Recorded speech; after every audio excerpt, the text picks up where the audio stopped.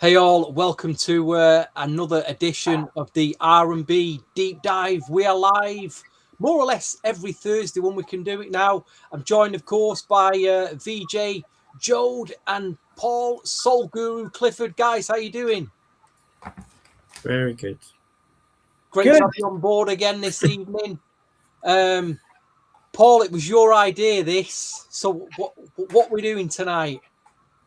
Well, I think probably the sort of thread that followed through those R&B years was the success of the soundtracks and the fact that your favorite artist recorded a track that was never on an album and you had to buy the soundtrack to get those tracks. And I think some of them stand up as possibly the first time you ever heard a group or the best track they've ever made. But when I said it, I had this idea of I had 15 in my head, but we've been talking offline about it. It just became like an uncontrollable beast. There's all the new Jack stuff, there's all the hip hop soul stuff, then there's the new classic soul, and it's really hard to blend them and melange them all together into just one definitive list. So I found it a lot harder than I thought. But what I was saying to you guys is I've loved the fact that I've been able to revisit this stuff and play it again, because as great as it is, it's very rare that you go back and revisit some of this stuff. So to be able to go back, revisit, replay, and just love this stuff all over again has been an absolute joy this week. So I've really enjoyed it. It's just tracks that you find on soundtracks between 89 and 99. Is that right? Is that where we're going? Yeah, I've snuck one in for 2000, but I think it's been bumped out of the top 15, so it won't even make it, man. Wow. I was going to sneak it in. It needs to be in this list because it just doesn't. Yeah, but yeah. I don't think it made it in the end. What would you say in terms of, like, I mean, you could all go back to the 70s here, but what would you say is the golden period for black music soundtracks? Would you say it's the 90s, or would you say it's the 70s with blaxploitation? They're different conversations, aren't they? Really, I think they're different eras. Like the 70s was just crazy. Like Trouble Man by Marvin Gaye. You listen to the T Plays It Cool, for example. That one song, in my opinion, smashes everything that we're going to talk about today. That's just my opinion. That's just my opinion. But it's apples and pears. I mean, 70s had its place. The 80s had some amazing music on soundtracks. I mentioned to you guys earlier about Penitentiary 3, for example, or Running Scared soundtrack. There were some good bits on there. Dragnet had some good stuff on there. There's some odd soundtracks that came up in the 70s and 80s, but the 90s is our era. This is when we were young. Which movie do you think set the ball rolling for 90s then? Was it Do the Right Thing? Was it New Jack City? That 1990 period, do you think there was one specific movie that just seemed to bankroll a whole load of others? So that's another question there as well, because that is split in two ways. I would say, as per our age group, I would say New Jack City is the impactful soundtrack, but Do the Right Thing was everything. What that soundtrack did was everything. So you picked the two soundtracks which I think were the catalyst for everything that we saw. But I think Do the Right Thing, I mean, when Do the Right Thing came out, what was I? I was 14 or 15. I'm just saying, like, you know what I mean? It's like, but then when New Jack City came out, I'm 16 or 17. It's a bit different. And I think New Jack City was the one for our age group, I think, if that makes sense. Yeah. Yeah. I remember the differences. Sorry, go on, Paul. Sorry. I'm just lagging a bit. I was going to say the difference for the 70s was that they were normally single artist soundtracks, weren't they? They were sort of sound pieces made by one artist. So Curtis or Impressions or Willie Hutch or Marvin, as you said. As they moved into the 80s and they became, you know, apart from Prince doing his own thing, but they became multi-artist soundtracks, like Back to the Future. The things that we love, you know, they are the classic soundtracks. Back to the Future and Dirty Dancing that Vij loves. So it's like all the sorry. but yeah, so all those soundtracks. But then I don't know. Do the Right Thing was massive. I collected that stuff a little bit later. I wasn't as upfront as you guys. So I think the first one that I really remember was Boomerang. I think was the one that really did something for me. And in those days, I was only buying the vinyl, didn't have a CD player, so you bought the vinyl album. And I don't even remember Boomerang, but the tracks were like about this. You could just about hear them. The audio was awful. Awful. Yeah, it was absolutely abysmal. But that was the only way you could access it. So I think Boomerang was my sort of entry into it. Mo Money, things like that. But these were like labors of love. If you actually picked every single track, they could be lead singles for those artists easily, or some of their best ever tracks. It was real work of art, those soundtracks. Absolutely. Yeah. What about you, Stevie? What do you think? When was the era for the soundtrack? I remember it seemed to be a trade-off between New Jack City and Boys in the Hood. Those were the two in that year. Those were the two really big movies. I think maybe slightly Boys in the Hood got a lot more critical acclaim. Is it John Singleton directed that, didn't he? But I think the songs that made the bigger impact were from New Jack City. Obviously, with Colour Me Bad, Ice-T, New Jack Hustler, Christopher Williams. I'm trying to think on the Boys in the Hood soundtrack. Were any of those tracks on there? Did it have any massive hit records? Tevin, maybe in America, but I remember Colour Me Bad really crossed over, didn't it? Oh, Colour Me Bad, yeah, I forgot about that. Wasn't me and you on that? That was on Boys in the Hood, yeah. That's amazing. Incredible tracks. One of the best tracks ever done, Tony. Yeah, I mean, yeah. And there's other soundtracks as well. Like there's no way that any of us have included any songs off it. But do you remember the Mask soundtrack? Yeah, Bounce Around. I loved it. On there, man. I loved Bounce Around. Yeah, I mean, yeah. So, was there any method to your madnesses in terms of how you've compiled your top 15? Yeah. There's definitely madness. I was going to say the only two films of that I actually watched of all of those was House Party about 50,000 times, House Party 1, and Juice. They were the only two that my video shop held. And I mean, Juice was just jaw-droppingly good, and the soundtrack was brilliant as well. But it was House Party for just pure. I don't know. I'm just thinking now, Swinging Single. I don't even think it was on the soundtrack, but it was in the film, wasn't it? Or Groovy Chill. But yeah, those were the only two that I can remember at that time that I actually saw. I hadn't seen Boys in the Hood or Menace to Society was around that time as well, wasn't it? Menace to Society, 93, Deep Cover. Deep Cover 92, I think 91, 92. Yeah, 91, 92, yeah, I didn't see them. Sorry, I interrupted again. I always do this. No, it's all right. I was going to say I was quite lucky with actually watching the movies it was a Hammersmith, I don't know what it was. Was it a Virgin Cinema? I can't remember what it was. But on the corner. It was a Virgin at some point, but before that was something else. I can't remember what it was. I can't remember what branding it was. But there was a lovely black lady in there that she was so kind. And anytime I wanted to watch a film, she'd just let me watch it. She'd give me her passes, and so I saw films like Boomerang there, Malcolm X. There were loads of films. All of these films that were available. You're just unlucky.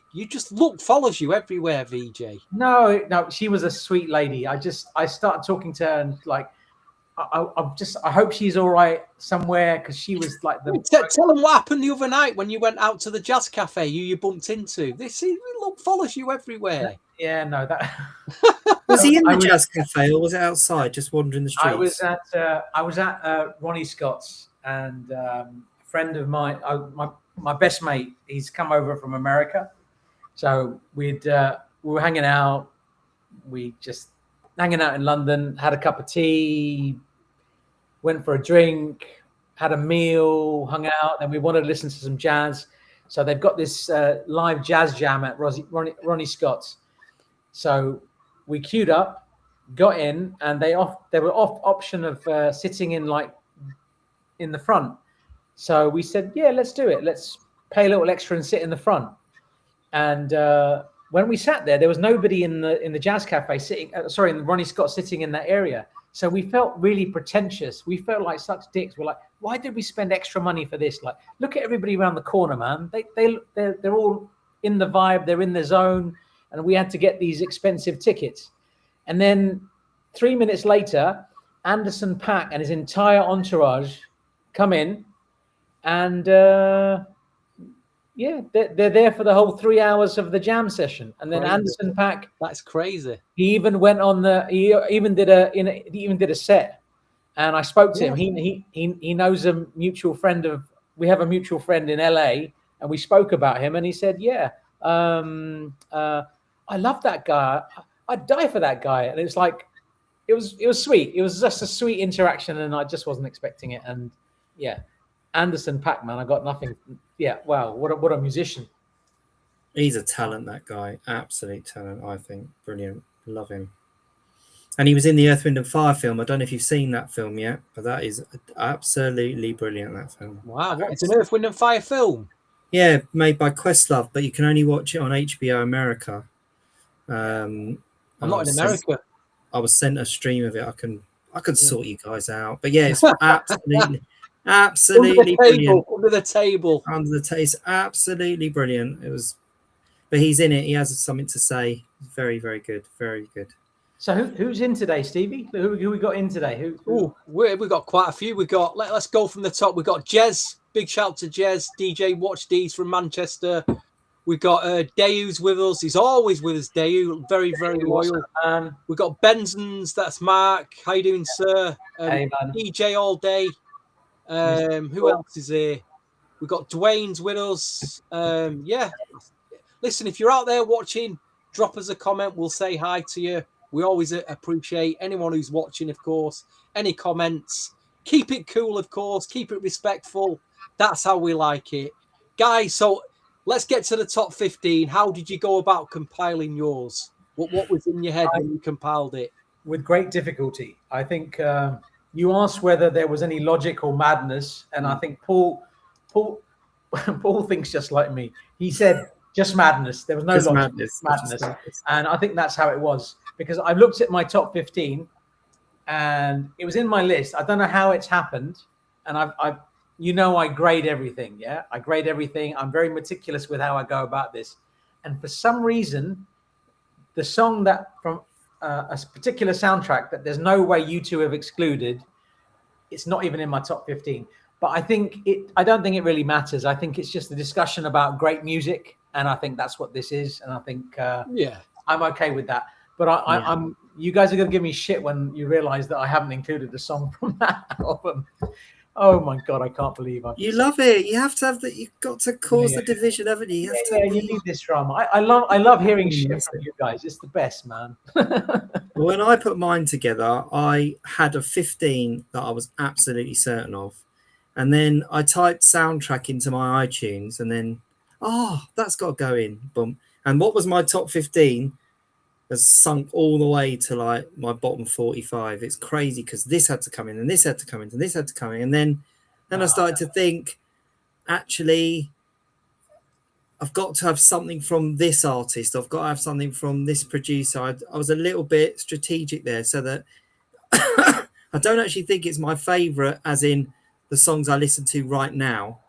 But I think they've got a reason for why they are where they are based on how you heard them at the time and what they mean to me now. So I don't think my top 15, I listen to them now more than something in my bottom 35, but I just felt that they needed to be placed higher just purely on impact when they were dropped, because that's what I remember them for. I don't know whether you're the same, but there's certain things that just were like, whoa, when they came out, it was just the track to get, the album to get, the moment to remember. That's how I think of it.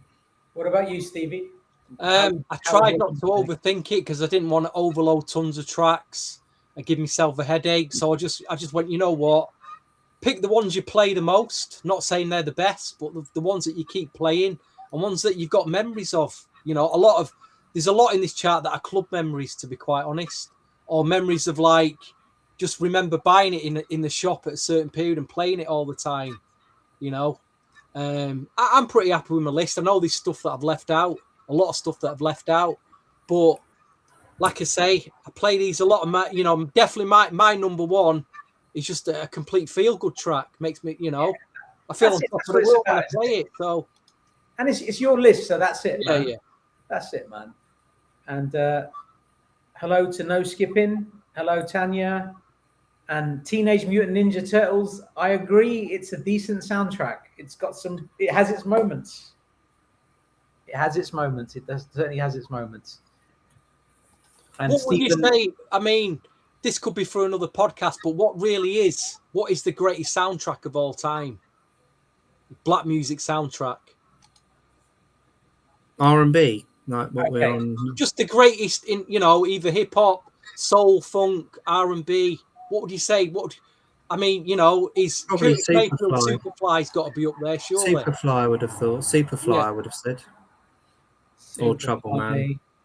Trouble Man was fantastic. I think the thing with Marvin Gaye was he didn't even need to open his mouth. His mind and how he created sounds. There's a track, like an instrumental track that he did called Mandota. No vocals. It is insane. And yeah, Trouble Man's a good shout. What about you, Stevie? What do you think? I think I just remember my old man used to buy a lot of. He was into prog rock, Pink Floyd, Neil Young, and then one day when I was young, he went, "I've got this album. I never listened to it, Steve, and just take it. You might like it because of what you like." And he just gave me his copy of his original pressing of Curtis Mayfield Superfly. I'm like, "What?" And I was like, "What is this?" He said, I went to see the film once and I thought, I just enjoyed the music and I went out and bought the soundtrack in the 70s. So he dug out of his collection and let me have it. So, but is it the best soundtrack of it? It's debatable, like you say. We'd have to do a 90s, like maybe a top 10 90s soundtracks, you know, and put Boomerang up against New Jack City and all the others. But anyway, time is, well, how many? 17 minutes in, Paul. Let's get cracking with this because we've got 15 tracks each to get through. We've got a lot of comments coming in. So number 15, Paul. Number 15 for me, just to curveball, is actually my favourite ever track on any soundtrack. But it's number 15 because it didn't have an impact for me being on a soundtrack. I just think it's the greatest. For me, of the 90s, it's the greatest track that's ever been on a soundtrack. And I've never seen the film. We were both speaking about how we've ended up hearing it on the sort of Manchester soul scene as well afterwards. But I first heard it on Giles Peterson back in sort of when it came out in 97, 98. And I bought the double vinyl before I bought the CD. I bought the CD on a cutout.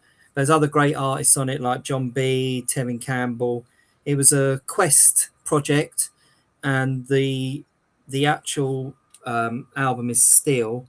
But it's actually my favourite, but it's going to be number 15. It's Gina Breedlove and Free to Be Me. I think if you hear that track, it's just, I've taken it out, I've brought it back in because it's sort of what I would, if I was doing the top 15 neo soul years, so like the Badu, the D'Angelo's, that would 100% be number one. But just further how this has gone on, this podcast, this list, sorry, I've put it at number 15. So Gina Breedlove, Free to Be Me. I don't think I've ever heard anything else by that singer again. It was just that track, and that track just mesmerised me. Yep, it's the best. Absolutely brilliant. Did she do anything else? Yeah, I think she did an album in the 90s that you could get on. That looked like it was going to come out. It was all on her website. I followed it, but it never saw the light of day. That was the only thing that got released. But it's produced by Andre Betts and it's got so much like good credentials. It could have been any singer on it because it's got all that perfect neoclassic soul artistry about it. But that record is just from second one, it just transports you somewhere else. You love it as well, Stevie, don't you? I don't know about you. I'm surprised it's only at number 15. It's a lot higher for you. I have the soundtrack but I don't remember it. So I feel like I have a gap in my music knowledge, and I think I need to listen to that. It's not that, VJ. It's the track that it just got played a lot on the soul connoisseur scene. It was on a very small scene, and if you was on that scene, you heard all the Richard Serling, Mike. They were all playing it, and that's how I heard it. Now, if I were on that scene, I probably never would have, like you, never played it. No, but based on both of your commentary about it, and yours in particular, there's no way I wouldn't like that song. It's just impossible. So I need to definitely listen. love it. You definitely love it. It has got a 70s soul vibe, I think, about it. I need to listen to it. Neo soul vibe about it as well. And thank you for sharing a song that is not in my repertoire. Anyway, VJ, number 15, sir. Number 15. Okay. We said 1989 to 1999. Can I include a track by 2000? If not, I've got another song. Well, tell us both editions then. Tell us the two tracks that are tied. So if I'm allowed to include a song from 2009, it's 2009. Sorry, 2000. Sorry, 2000, not 2009. That's stretching it a bit too far. Sorry. Yeah. For me, this is a dream collaboration. It's off the Hurricane soundtrack. It's Aaron Hall and the new girl, Kelly Price. And the idea that you've got Aaron Hall and Kelly Price, who was just like, oh, she was belting them out at that time. She was hot shit at the time. And then to have Chucky Thompson and Teddy Riley do a track together, unbelievable. So for me, I'm obviously talking about Love Sets You Free from Hurricane. Absolutely stunning track. And I don't know what they were thinking, including everybody else on the release version of that song. It was totally unnecessary. Aaron Hall in that 2000 was in the pocket, and you have to be a lunatic to have thought, let's add anybody else as a vocalist on it. It was perfect. So that would be my number 15, if it's allowed. If it's not allowed, because it's 2000, we did say 1989 to 1999, and I obviously made up my own rules in my head because I'm a weirdo like that. My choice would be, I don't know if you can see this, it's Blackstreet featuring Lemenga Caffey and Beverly Crowder off the Have Plenty soundtrack. That remix that's on the Have Plenty soundtrack is killer. That would have been my number 15 but I prefer Hurricane, so you choose whichever one suits me. And mine would have been Rugrats if I'd have had the choice between. What a tune! Take me there, man. Take me there. That was it. It was never bettered. It really was. It was the highlight. I mean, Wizzy Wow was close. Wizzy Wow was, yeah. Stevie, what's going on, man, with your number 15, man? Mine is a complete throwaway New Jack Swing track. I'd never heard of this group before. And then we never heard of them again after they made one track, and they were putting on a style with sheer delight. And I'm going back to 1992. What was the sound? Class Act soundtrack with Kid and Play. The group was Cold Premiere, and the track was That Body. Nice. That body, baby. Complete throwaway New Jack track, but I used to get on the deck and I hammered my vinyl copy of that to death. And I'm like, I was waiting for the album, the next single, never came. It's a bit like Rick Ran and Dan Tripping. What happened to them? Just one of those really obscure New Jack groups tracks that just disappeared without trace. I thought I'd throw it in there as an oddball because I thought nobody else will pick that. So there you go, number 15, Cold Premiere, putting on a style with sheer delight. Yeah, actually, Cold Premiere is number 2 on the master list. Don't give away that. No, it's not. It's not. It's not. It's the podcast already. Then it's not. It's not. You're the only person that voted. Yeah, I thought it would be. I reckon the same with my number 1 as well. Right. Anyway, Paul, number 14, please, sir. Number 14. We actually did a podcast dedicated to these guys only a few weeks ago. and when you talk feel good and you talk, you know, it gets you up every time you hear it. We've spoken about it so many times. It was a Keenan and Kel film called Good Burger, and I'm trying to find my CD now. But 15. Hold on, what's the alphabet? GH. Yeah, Good Burger. The track is by Mint Condition, and it's called "That's the Way It's Yes. Going Down." Fantastic, man. Killer track. The thing is that I wanted to have a Mint Condition track in there. Could have had My Dear. Could have had.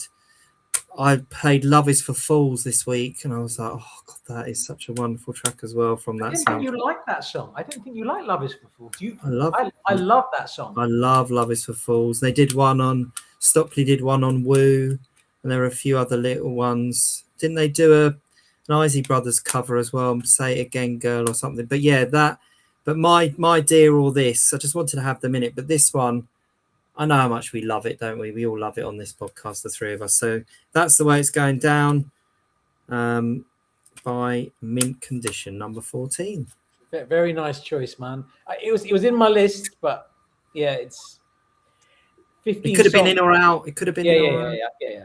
What about you, Stevie? What's your number 14? So, No, it's you now, number 14. oh, is it me? Yes. Oh, my number 14 is a combination of two artists that sounds like it's made up, but these two groups made it onto this song on the Murder Was the Case soundtrack. It was a combination of Jodeci and the Dog Pound. It was Uptown Records meets Death Row Records. The lyrics, I don't know how they hold up in 2026, but at the time, it was normal fare, the kind of songs that you'd expect to hear. It was quite the prospect because you had Daz was the producer, and then you had Devonte as the co-producer, and yeah, it was crazy combination. I mean, it was excitement overload for me when I heard that for the first time. I just couldn't believe that you had those two worlds meshing together, and obviously Jodeci were then linked to Death Row quite heavily after this. So yeah, Come Up to My Room is my number 14. I wanted it in my list. I didn't think anybody else would put it in, so it's in mine. Very nice. I did play that a lot of the time, must admit. Yeah. I know what he's saying about the lyrics now. You listen to the lyrics, you're like, ooh, dearie me. I know. I've found it hard to see some of the lyrics this week, yeah. Well, the Danny Boy on there was fantastic. I used to love the Danny Boy. Yeah, that's the thing, man. Like, you pick any soundtrack, oh man, you have to leave out some crazy tunes. Okay. You do. You've got to sacrifice some crazy stuff. Yeah. Great track though. No, the production's heavy. The production's really heavy on that. You did like it? You liked it? Yeah. Loved it. I mean, just think about that. Devonte Swing and Daz. And Daz is an incredible producer. He's an incredible musician. He understands production very well. Some of his music is fantastic. You merge those two worlds together, it shouldn't work. But Jodeci and the Dog Pound, man, crazy. No, that was one of the reasons I bought that soundtrack, to be quite honest, because Jodeci were on it. That was the reason, that was it. Yeah. Wasn't for Snoop. But even though I did love Snoop at that point, it just wasn't for that. It was just Jodeci. Snoop is... Right, my number 14's already been mentioned. I've got it one higher up than Paul. Gina Breedlove from the Steel soundtrack. I did get the CD at the time, and I only got the vinyl, that double vinyl promo a few months ago in Reckless in London. It was on the wall for 20 quid, and I was like, what? And I just grabbed it down and thought I'm getting that. I couldn't believe it was still there for 20 quid.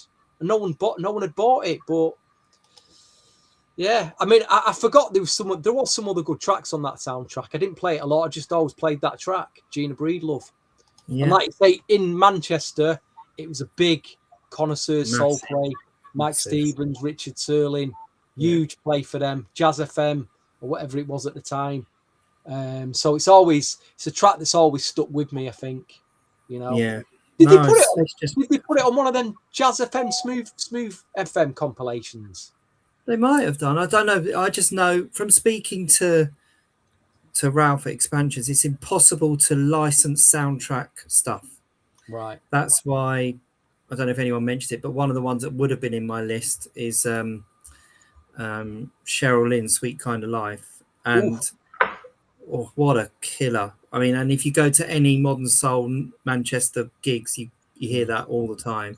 But that track, they've tried to license it, but DreamWorks just like, nope.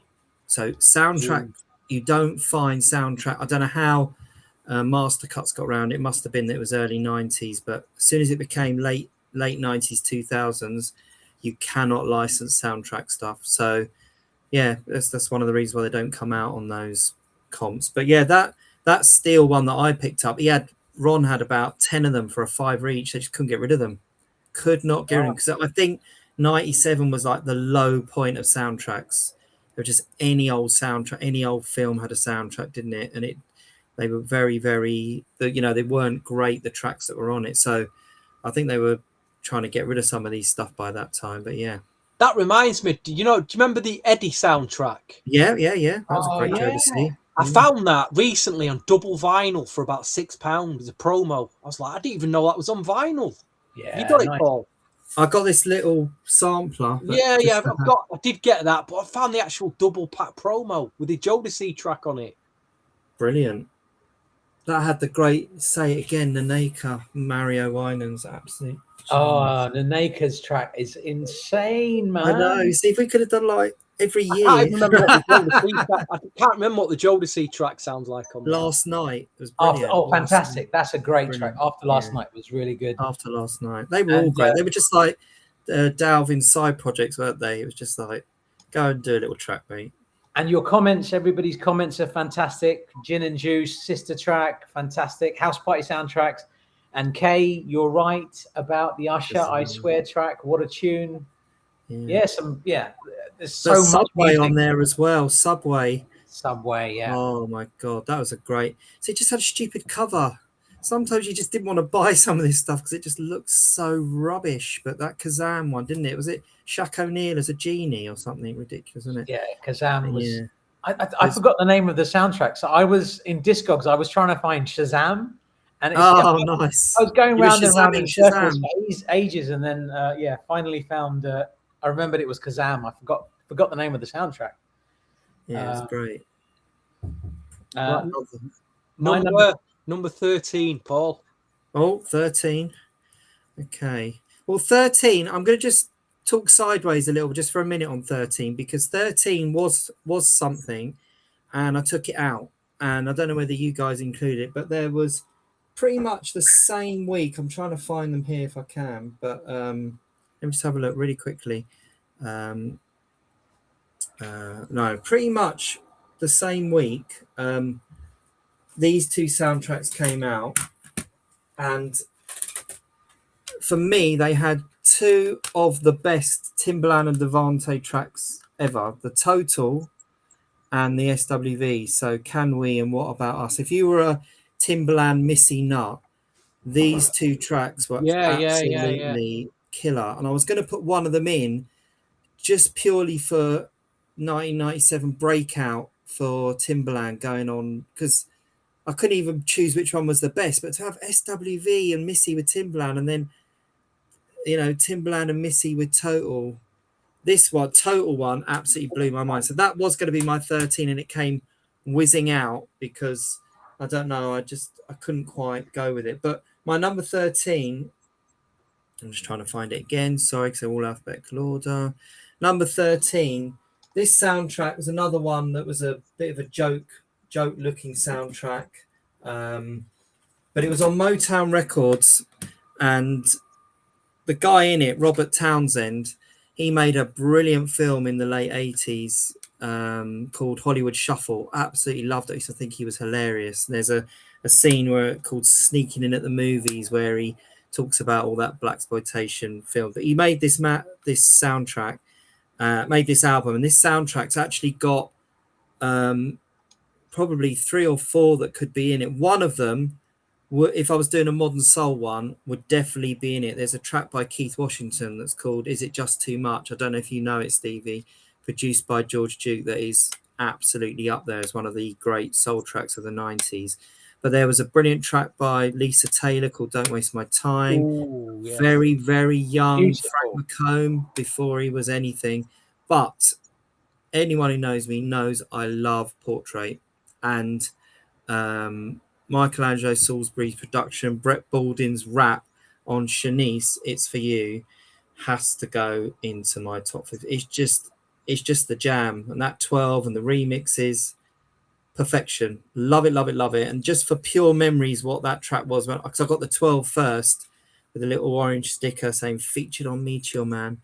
But Portrait, absolutely brilliant side project. So at number 13, It's For You by Shanice. Very nice choice. That's a killer. It is a killer, that. It's Yeah. a killer But track. you know, when some of you guys are saying some of these songs, I feel like I wish I could put that song in my list, because there's some great songs, aren't there? That, like, It's For You is amazing. What a song, man. Which one is? It's For You is fantastic, Oh man. my God. Yeah. It is. I can imagine you dancing. That is a VJ dance song if ever I hear it. Did you manage to get the expensive promo CD single with the remixes on and all the bits? I've got that as well. It's like 62 remixes, and then it's a very value for money, that one, wasn't it? CD single. How many mixes are on there? There's a lot. About Swazz's 12. mix.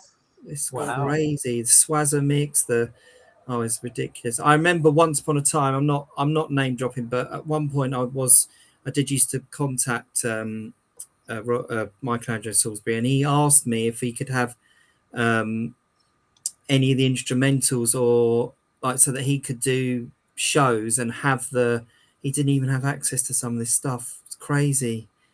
Wanted Honey Dip. There's like a radio drop, a version where they could play it on the radio. I've got what it's called now. TV track.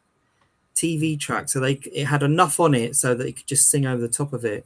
But I think that might even have the TV track of Shanice on there. But yeah, that was just the jam. Love it.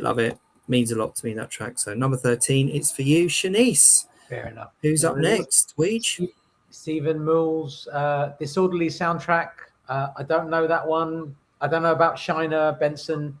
Donald, Don't Worry About It. Pax, Hello. Boys in the Hood. Great choices there, Stephen. And Paul, did you know about the lead singer of Suave being the lead singer of Portrait?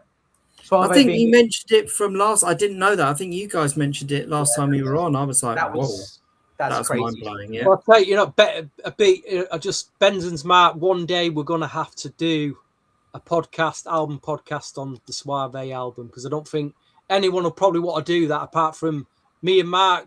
I'll have to persuade Namdi or something on Halftime Chat to dig the Suave. I'll send him a copy to listen to, and we'll have to do it. But anyway, you're number 13, VJ. I will. You've mentioned Namdi, so I'm just going to give a few shout outs just quickly, and then that's done. Shout out to Namdi, aka Halftime Chat.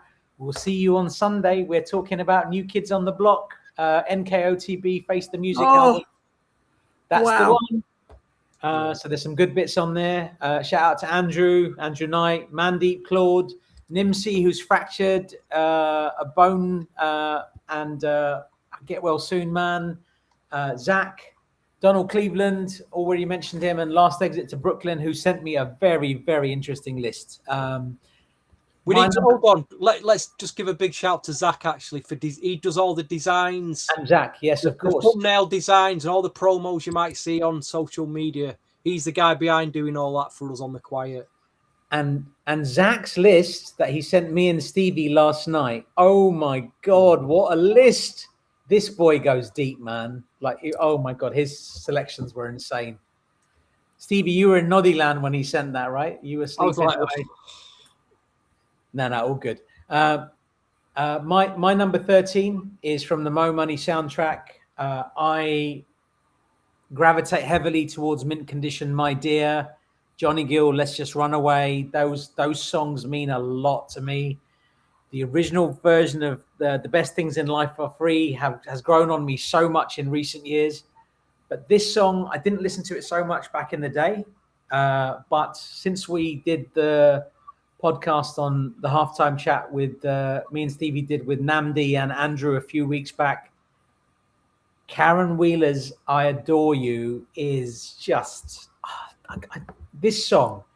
Think about the timing of all of this. She was that vocalist in Soul to Soul. That was her. She was the vocalist in Soul to Soul. If you think about a vocalist linked to that group, it's her, Karen Wheeler. Then you think she's creating this song with Jimmy Jam and Terry Lewis and a very short-lived production group called The Flow, who could have gone on to be, in another universe, I'm sure they have gone on to become the greatest production group click ever, because they would have been spectacular.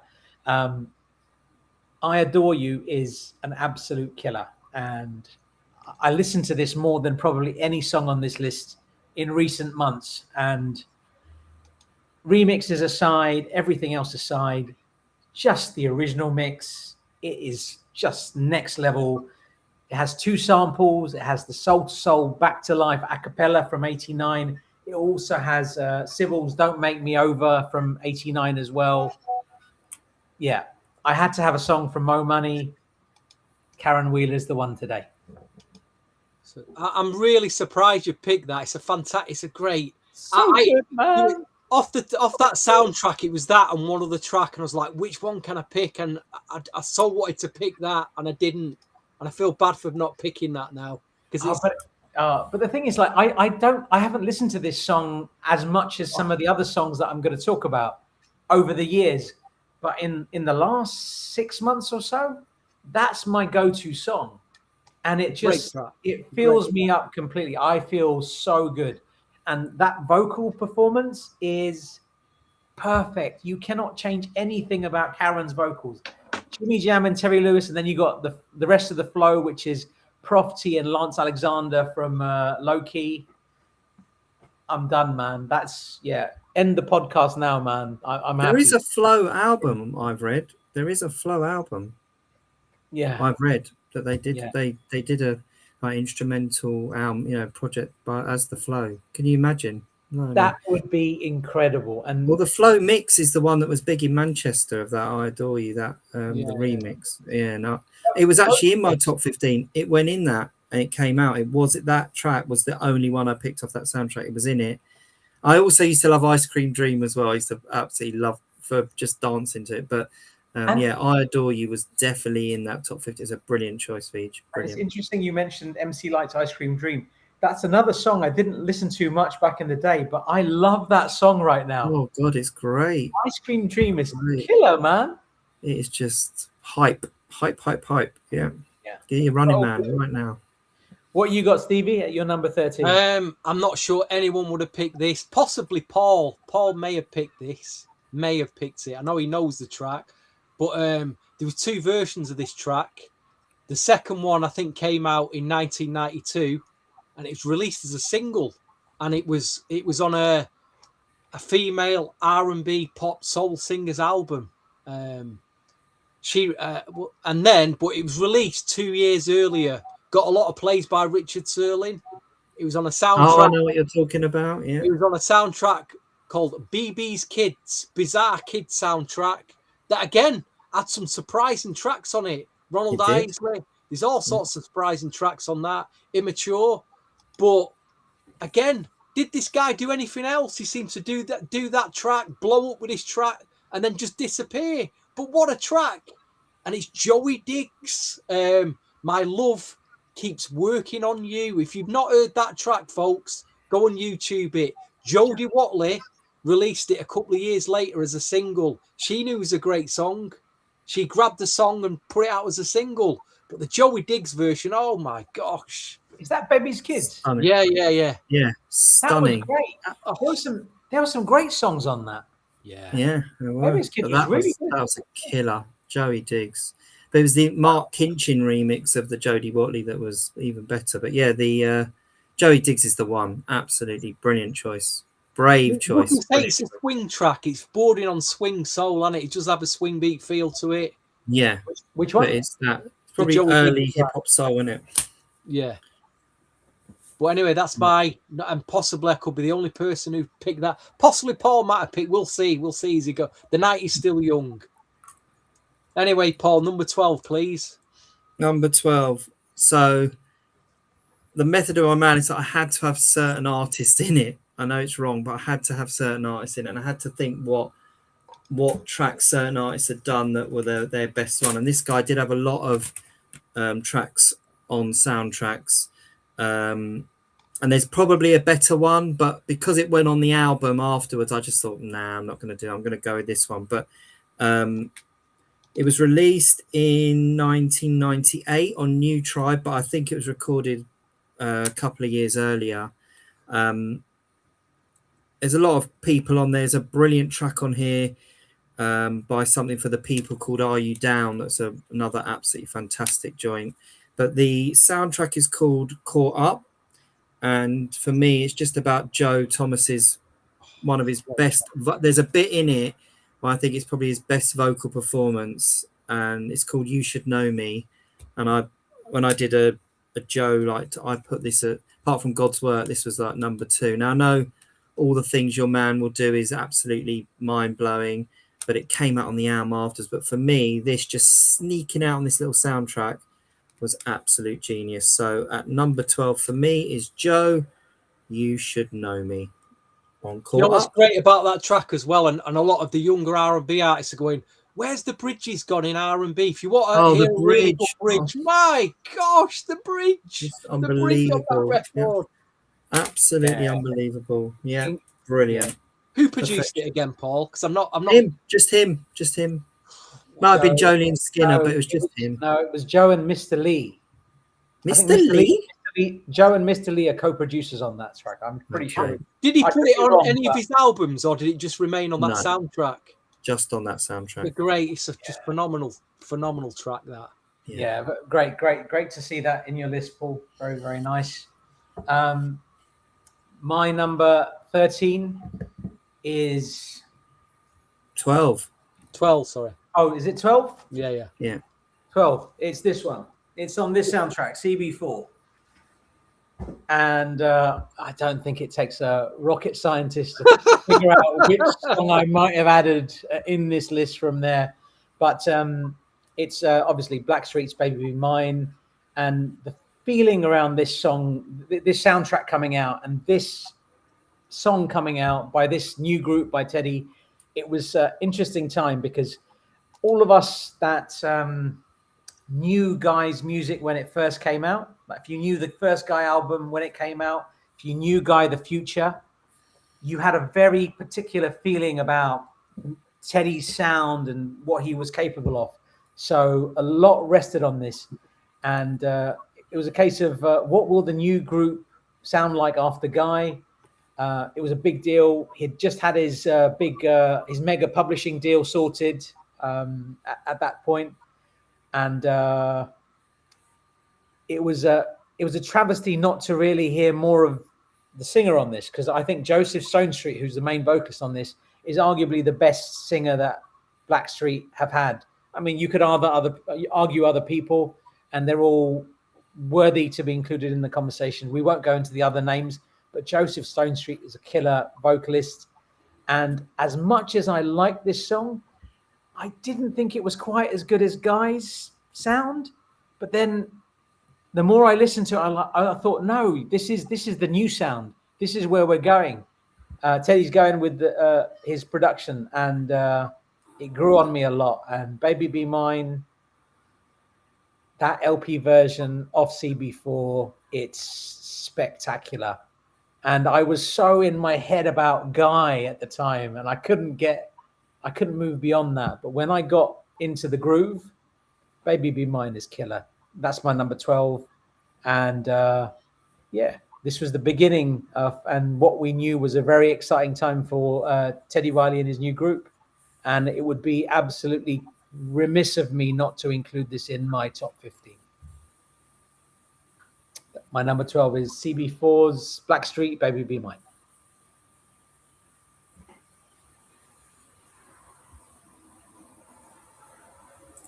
You've gone silent, Stevie.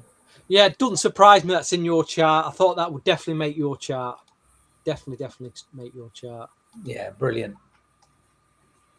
Right, I'm going to be silent without spoiling anything. I'm going to be silent. Number 12 for me. Since all the P Diddy stuff came out, this guy's been in hiding since. Nobody can get hold of him. We don't know where he is.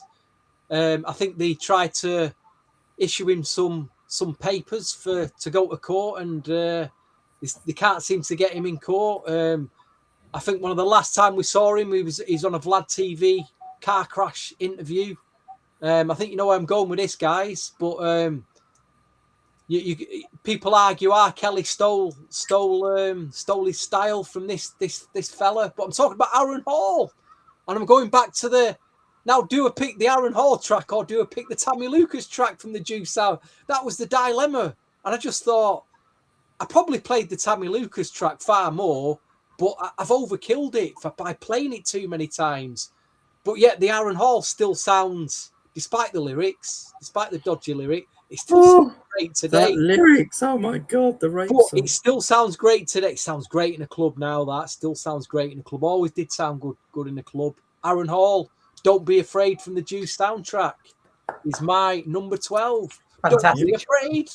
Don't be afraid. These are so low in my head. What was your favourite mix, man, on that? Did you You like know, the album Nasty mix. Man's the pressure Album point mix, I love. They're all good though. They're so good, man. Yeah. Really Nasty good. Man's Groove, I think I play. Yeah, that's nice. And what's that 125th on Harlem? That little insert. That's like a little. It's like a little snippet. 125th something. Oh, yeah, Unbelievable. The That ballad mix- mix, I did like the ballad mix, but for me, the album mix still retains. Yeah, fantastic. Still the mix. And look, even the UK went crazy with their Look Juice at that. Look Brandy. at that. Look at that record. How beautiful is that, man? Yeah, man. Piano How cool jam is that vocals. record, man? That's a great looking record. Have you got this, Weege? I believe I do. How much you pay for it? Oh, less than £1. It's Yeah, absolutely. of course you do. Yeah, you Is that don't bring the is that the one with the pressure point mix? No, I've got that. That pressure point mix is upstairs. I didn't bring that down, but I love the pressure point mix. I think it's absolutely. Have you got it incredible. on CD single? Being really geeky. No. Have you got it on CD. I've got it on promo CD single. What? We Yeah. need to chat. 9 years that's been on my. Yeah. It's only an Which edit one as is well. The pressure point mix on a UK promo CD single. Very rare CD single.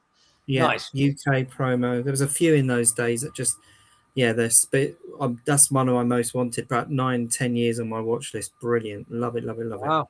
Very nice. Well, I might even have 2 copies, Paul. You better get your money out. You better get more than a couple of pound out here, Paul. You know what I mean? Yeah. Hey. I'll stretch to a £5. Let's do it. Plus postage. Very nice. Very nice.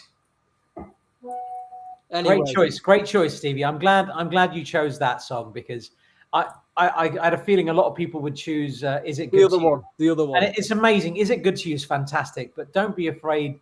It's such a great song. And do you remember when we were deciding whether we were going to include hip hop in this? If we had included hip hop in this, Oh my god! Don't Be Afraid or Tammy Lucas's track would not have got a look in. I would have gone with Naughty by Nature all day long. Uptown Anthem is one of my favorite hip hop tracks ever. And Eric B and Rakim Know the Ledge. Juice might be the best soundtrack ever. There's another track on there nobody talks about. Some guy called Raheem. Does your man know what a track that is? Yeah, he's got an album. There's an album. There's a whole entire album of that. And I think one of the people that might be listening to this and watching this now has that album. So you're a very lucky boy.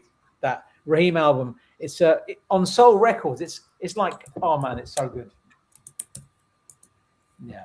Right. Anyway, number 11. We're getting there slowly, folks. Number 11, Paul. Okay, number 11. Another one where I just thought I had to have. I don't know. It's such an amazing.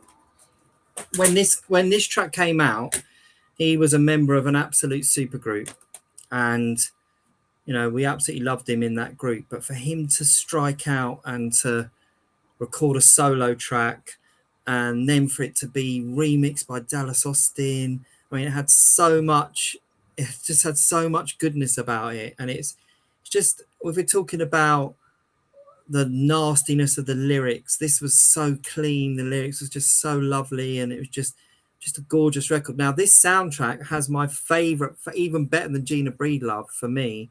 Michelle and Degacello is like in my top 2 or 3 artists. There's a track on there called Soul Searching. But the track I went for, I just thought it'd be criminal not to include this as one of the great moments in soundtracks for, for Raphael Sadiq to go solo and record such a beautiful track like Ask of You. So Higher Learning, Raphael Sadiq, Ask of You. And I was front row at the Jazz Cafe in about night when he did that live. It was just like, it's almost, it sounds crazy, but it's almost like singing it at you. It's just so brilliant. And yeah, absolutely fantastic. What a song. And just perfect music.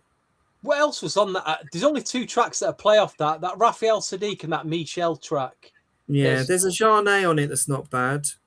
There's a great track by Nice and Smooth called Cash in My Hands. Ooh, I need to replay that. Cash in My Hands is a tune, man. Nice. It's not on this though. Yeah, I'm pretty sure it's on that. Or is it Poetic Justice, perhaps? Oh, Poetic Justice it was on, yeah. That's another great one, yeah. Yeah, brilliant stuff. But that was it for me. Yeah, I love it. And what do you think, guys? What do you think about that choice? Very nice. Amazing. It's hard to pick over, like you say. It's either Michelle track or that one. Very difficult to pick one because they're both. Did that track not resonate to you as like him going solo, striking out? Was it not like, oh wow, Raphael Sadiq's doing a solo track, or did it just was like, yeah, whatever? I thought it was a bonus soundtrack. Bonus. It just thought he's done one for a soundtrack, and that was it. Oh, okay.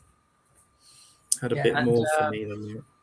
Benson, great shout. Forte featuring Damien Hall. Holding On off Zebrahead was amazing. Amazing track. There's a version on YouTube I heard. I don't know where it came from. There's actually a New Jack Swing version of that song, and that blew my mind. It's like a little snippet. I think somebody's put it on there. I can't remember who put it on there, but it's nuts. It's on the New Jack Swing Productions. That's it. It's got a demo tape of it. How amazing is that version of that song? Incredible! I couldn't believe it when he uploaded that.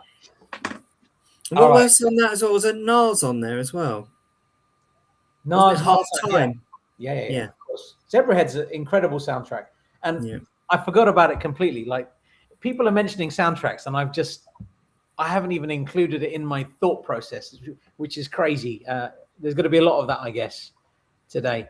My number 11 is off the Strictly Business soundtrack. I was going to put Jeff Red's You Called and Told Me because I love that version of this. The LP version of that is it's perfect. But I had to include another song off this because it was the introduction to the world of a young Miss Mary J. Blige, and I had to include it. Absolute killer production by Dave Jam Hall, written by Dave and the incredible Eric Miltier. And ironically, or perhaps not, Tony DeFat did a remix of this song. And he mentioned in one of our last couple of podcasts that there's an album's worth of music that he's done with Eric Miltier as well, which is... Who is Eric Miltier? I don't even know who that is. You should talk to Paul about Eric Miltier. Who's Eric Miltier, Paul? He wrote Joe's early stuff as well, didn't he? Eric Miltier. Yeah, wow. He did. I'm in Love and all that stuff. Yeah, all that stuff. That was all him. And the voice and the creative genius that time forgot. Eric Miltier, please release some of your music because, dude, seriously. But Eric Miltier and Dave Jam Hall aside, this was about Mary J. Blige. You Remind Me. It samples Forget Me Nots from 1982, Biz Marquis's Biz Dance Part 1 from 1988. And this was perhaps the beginning of hip hop soul. This was the shift. That moment when I heard that song, something had changed. I think that was the moment. Strictly Business soundtrack. I could be wrong, but that's the moment for me when I thought, oh, something's different. Mary J. Blige's You Remind Me off the Uptown Records Strictly Business soundtrack is my number 11. Wow. Brilliant song. Brilliant. Yeah, you can't really argue with that. It is a No. bit of a classic. And you've just I'm just reminded scared me about what's in your top 10 because I'm just if these things are coming in here, I just wow. Yeah, but listen, there's so many songs. What were you saying, Stevie? You were saying something there. Dave, you reminded me Dave Jam Hall in October, one of Mariah Carey's best ever B-side gets Slipping Away.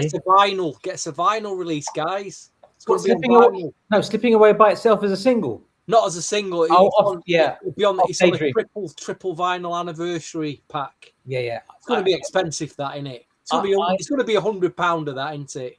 No, I hope not. No, it's about £85. You're right. It's about £85. We had a look at that. That's too much, man, for a triple vinyl. But I would love to have Slipping Away on a proper Columbia pressing. Promo 12.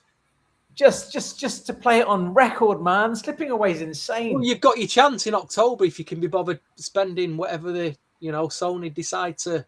And this arsehole Paul Clifford introduced it to me. Like, he ruined my life when he played it. You bugger. What a tune. What a record. I remember standing in Uptown Records, and they used to have this little rack on the wall of CD singles, and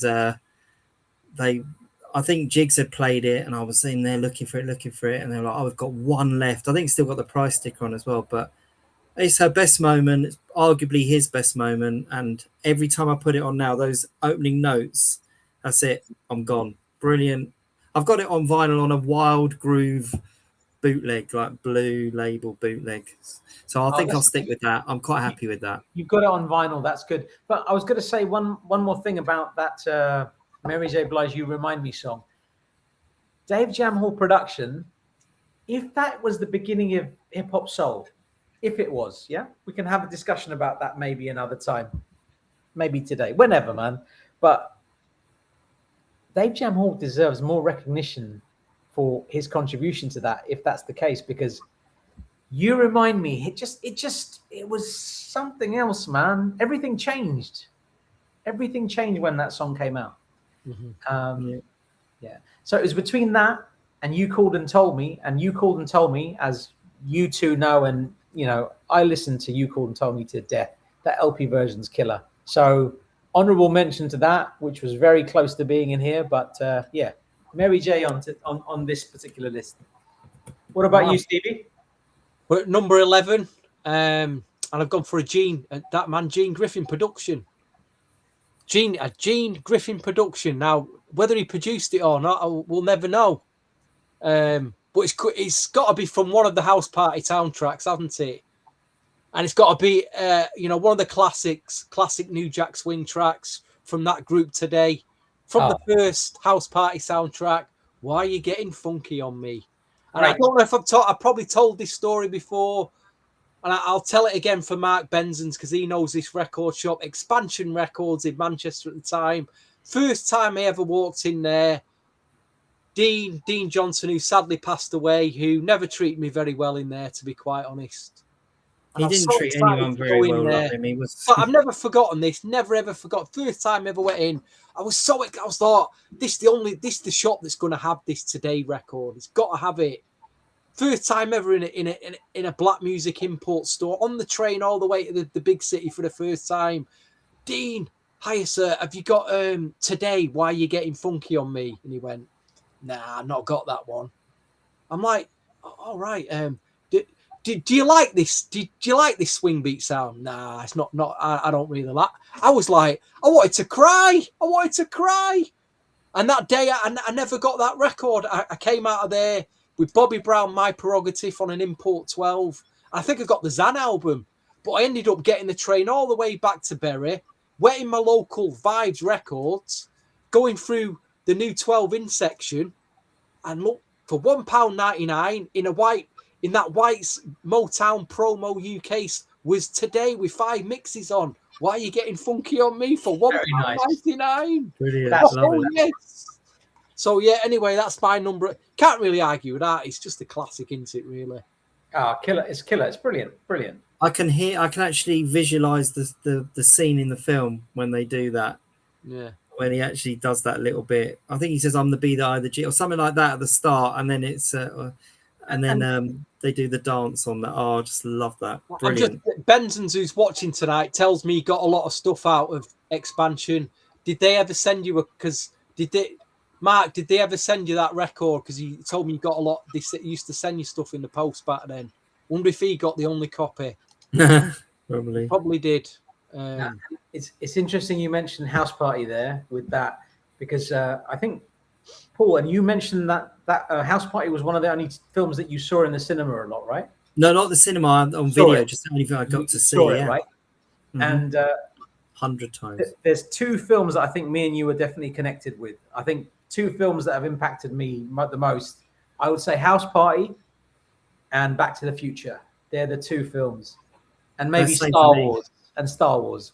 That universe. They're the three things. But those two, I think, it's interesting. And yeah, love them both. They both mean the world to me. House Party, I think I used to be able to cite the lyrics backwards. Everything. It was just the funniest film, and I probably didn't even understand most of the humor back then either. Like with the condom that was all dried out and stuff like that. I don't think I even understood it, but it was just funny. Wasn't it full force with the gangsters in it? Yeah. And when did you guys realize that who George Clinton really was? You know, he was in it, but when did you really realize? Do you think, oh my God, that crazy DJ is George Clinton, man? When did that really impact you? Because I must have watched it like 5 times before I'm like, oh shit, that's George Clinton. That is George Clinton. Oh, you just asked me because I didn't know. I'm a sad. I didn't know. I knew from minute one. I knew. I was telling my brother Greg that was. I mean, I love George Clinton and P-Funk. I'd actually already been to see P-Funk live at Hammersmith before I'd even seen that film. I was a Parliament nut. Is that the one where he cracks a record over his head or something? Is that yeah. If you'd have asked me though, like, you're going to lose your house, or tell me the name of I wouldn't have remembered. That bit had gone from my memory. But yeah, George Clinton, brilliant. Very cool. Love it. Right, we're on number 11, aren't we, Paul? Number 10. 10. All right, yeah. 10, sorry. Right. 10. So, oh God. So this one is, I think, arguably, this is probably the soundtrack that I played the most. And there was so many different styles on it, and there was artists working with people that you wouldn't expect. Same as what VJ was saying. But it was part of that whole death row scene. I think it came before Come Up to My Room album. But this soundtrack, you've got SWV with All Star, you've got somebody with Dalvin, you've got Dr. Dre with Lady of Rage. I mean, it was just such a killer. But probably the nearest thing to Jodeci vocal wise was H-Town back then. And for Devante to do a track with arguably their rivals and it to sound as good, or if not better, than Jodeci were doing right then, it is just such a moment in time. And Part-Time Lover by H-Town, from this wonderful, wonderful soundtrack that you could pretty much play, Jewel and anywhere along the line. And even that Paradise track, absolutely brilliant as well. But it's a fabulous soundtrack, meant that all the remixes of anything, All Star, SWV, it's just absolutely brilliant, and I loved it. And for me, H-Town, Part-Time Lover, all-time classic. That could easily be a Jodeci track on any other day. Yeah, can't disagree with anything you said there. It was in my top 20, put it that way. It's in my top 20, but not quite my top 15, and I feel bad for not. It was initially in my top 15. It's kind of dropped out. But anyway, it's in my top 20. That's all I can say. All right, my number 10. I think, Paul, you've already mentioned it. It's from Higher Learning. Ask of You. I wondered why you're a bit quiet on that, Weege. I thought you'd be all over that track. I think it's when you bring up Blackstreet Baby Be Mine, because I know that shit's coming in your list. It has to be, because like I can tell. Yeah. Anyway, you were silent for that as well. But solo Raphael Sadiq, I think this was the introduction where this is where Raphael Sadiq really broke away from the Tony group. He was like, I'm doing this. I'm going to be on my own. And we'd all known him as Raphael Wiggins, I think, up until that point. That's true. Yeah. Raphael Sadiq, who's this Raphael Sadiq? And we're like, oh, that's the same guy. Raphael Wiggins is Raphael Sadiq. And this was the promise of what was yet to come from Raphael Sadiq. And boy, did Raphael Sadiq deliver. I mean, this was just the beginning. This song is perfect. It's just, it doesn't need a Dallas Austin remix, but it has one anyway. And that's insane. Great. I love the Dallas remix. Dallas Austin remix is insane, but the Raphael Sadiq original production, it is perfect. It doesn't need tinkering, but the combination of Raphael Sadiq doing the original, Dallas doing the remix, killer. I think Leslie Braithwaite is the engineer on the remix as well, as you'd expect for a Dallas track. But the original Raphael Sadiq track, killer. And what was I going to say? It samples Kayu Sakamoto's, I don't know if I'm pronouncing this right, Ue o Muite Aruko from 1961, which is sampled on many tracks. It's sampled on this track, and it's killer. And the thing is, Raphael Sadiq goes on to become one of the hosts. He was voted in 1 year as one of the 100 most influential people on planet Earth. That's who Raphael Sadiq became. And this was his first solo record, and it's a killer, and it has to be in this list for me. Ask of You is magic. That's my number 10. And I'm pleased you've just talked it up, because you did a better job than me, Vij. Very, very, very artistic and lovely. Well done, my friend. I know, it's just Raphael Sadiq, solo, killer. Yeah. Killer. Thank you, Vij. What you got, Stevie? I just had a thought, actually. Imagine if someone had said to you in like between 95 and 97, when we're buying all these soundtracks and other records, that like soon all this music you're into is going to end. It's just going to stop. You won't be buying it anymore. But you're going to be able to talk about it like in a virtual world, like 30 years from now. Would you have believed them? Would you? No. Would you have believed? It was never ending. It was never going to stop. You know, but it stopped for me when Shakespeare came out and all that messy noise, and it just was. I fell out of love with it then. But I know what you mean. I thought that until that point, I just thought it's going to keep coming. Just going to keep. It's never going to end. The hardest thing for me to accept now these days is that it's gone. Yeah, it's gone, and I'm like, how did it? Why? How? It's just like, why did I not see this back then? I was just so naive. I just thought going in that record shop every week, buying these soundtracks, LPs, that I never thought it was good. I'd always thought it, you know. But anyway, that's a deep thought. That. But no, it is though. It is deep. Carry on. No, I like that. Thought. But there's so many things that we wish we'd known. Like if we'd known that if we didn't buy these records this week and we didn't spend 100 or 200 quid that week and bought Apple shares, for example. I'm just saying there's so many scenarios where like if we'd known, and can you imagine like the record shops we've been in and you've seen things back in the day and you're like, you flicked past it and you left it go, and 20 years down the line you're like, oh man, that shit's worth like 700 quid, man. Oh man, I left that shit. Hindsight's a wonderful thing, man. Hindsight is a wonderful thing. Why didn't I buy the SWV on vinyl back then, and I've had to wait till like last week for it to get reissued? It's crazy, isn't it? Absolute madness. No, but we didn't know. We didn't know. We thought that this music would just continue forever. It's going to be, you know, shit changes. I mean, Paul, you summed it up. Like your moment was when William Briggs Shakespeare came out and no scrubs. That was it. That was for me. I was like, please, that's enough now. That's killed it for me. Yeah. And that knock beats, the John Robinson and all that. Oh, that was it for me.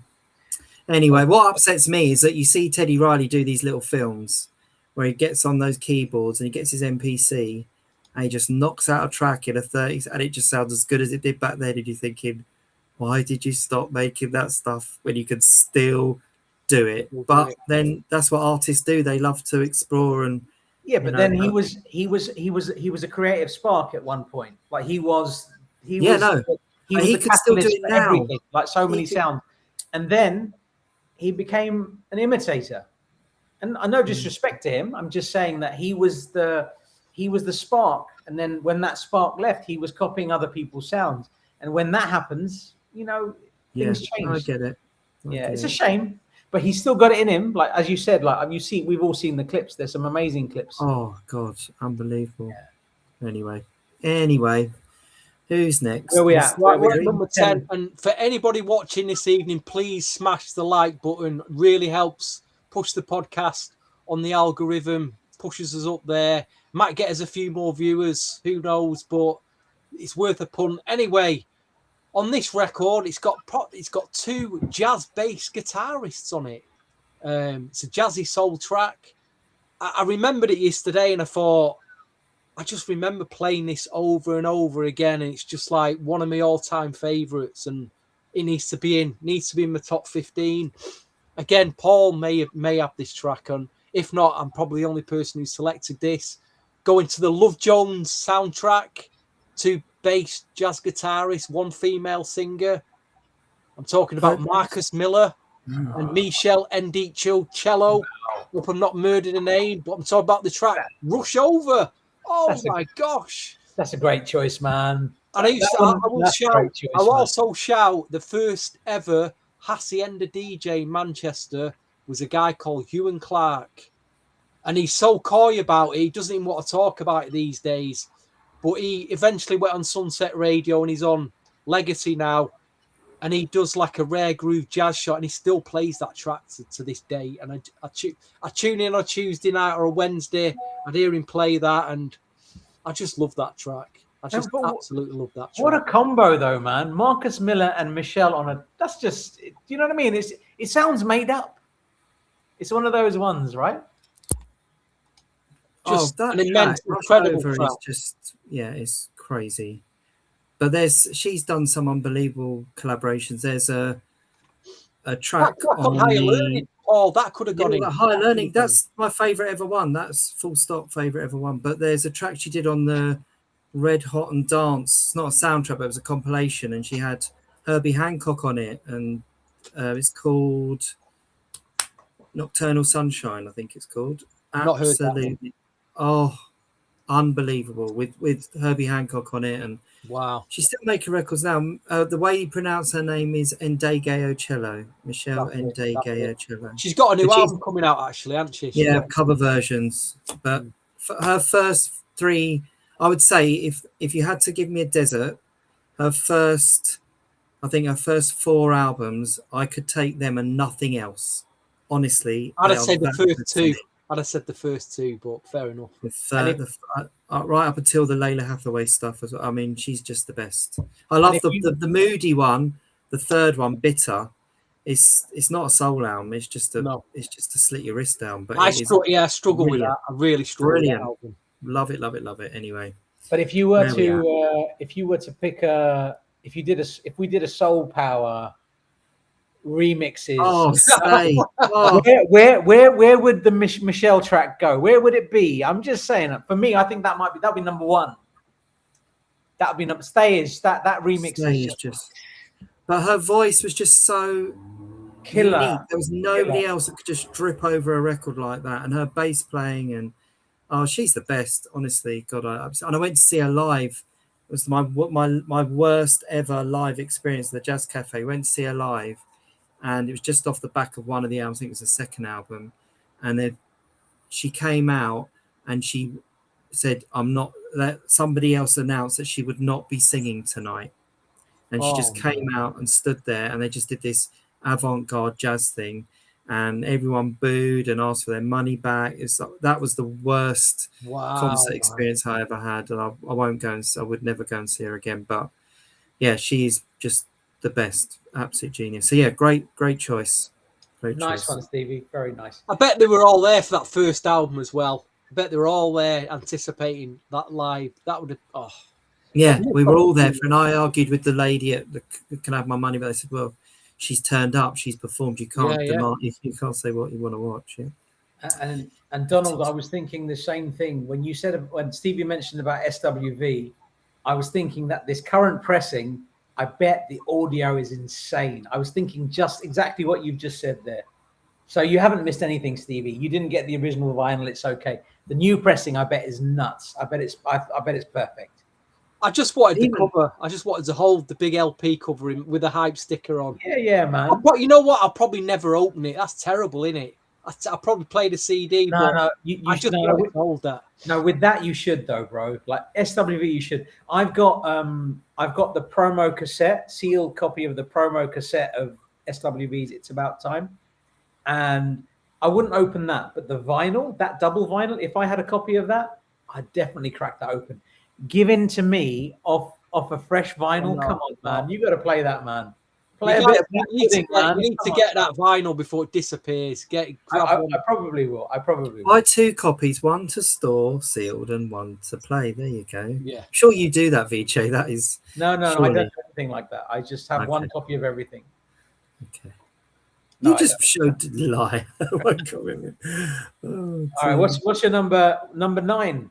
Paul? Number 9 for me. So now I'm going into the realm of everything above the line here is between 89 and 93 apart from one. I just found that these glory years just could not be ignored. And this is a soundtrack for me that I don't even know how to explain just how much it meant to me back then, and all the new artists, the fact that it was such an incredible label.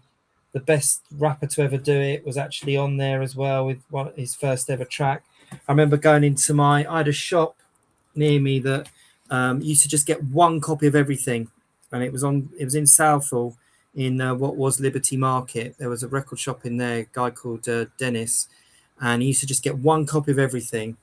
And his back stock, you would have cried. He just literally, if he didn't sell it, it would just go onto a wall and he'd just get racks and racks. And it was all in the order that it came out. And one day before he closed the shop, he let me go through it all. I didn't know. I didn't know what. I was so wet behind the ears. But you two would have died because it was literally day and date, every single release from about 88 all the way through to the mid-90s. But this one I picked up of him. And I've still got my vinyl.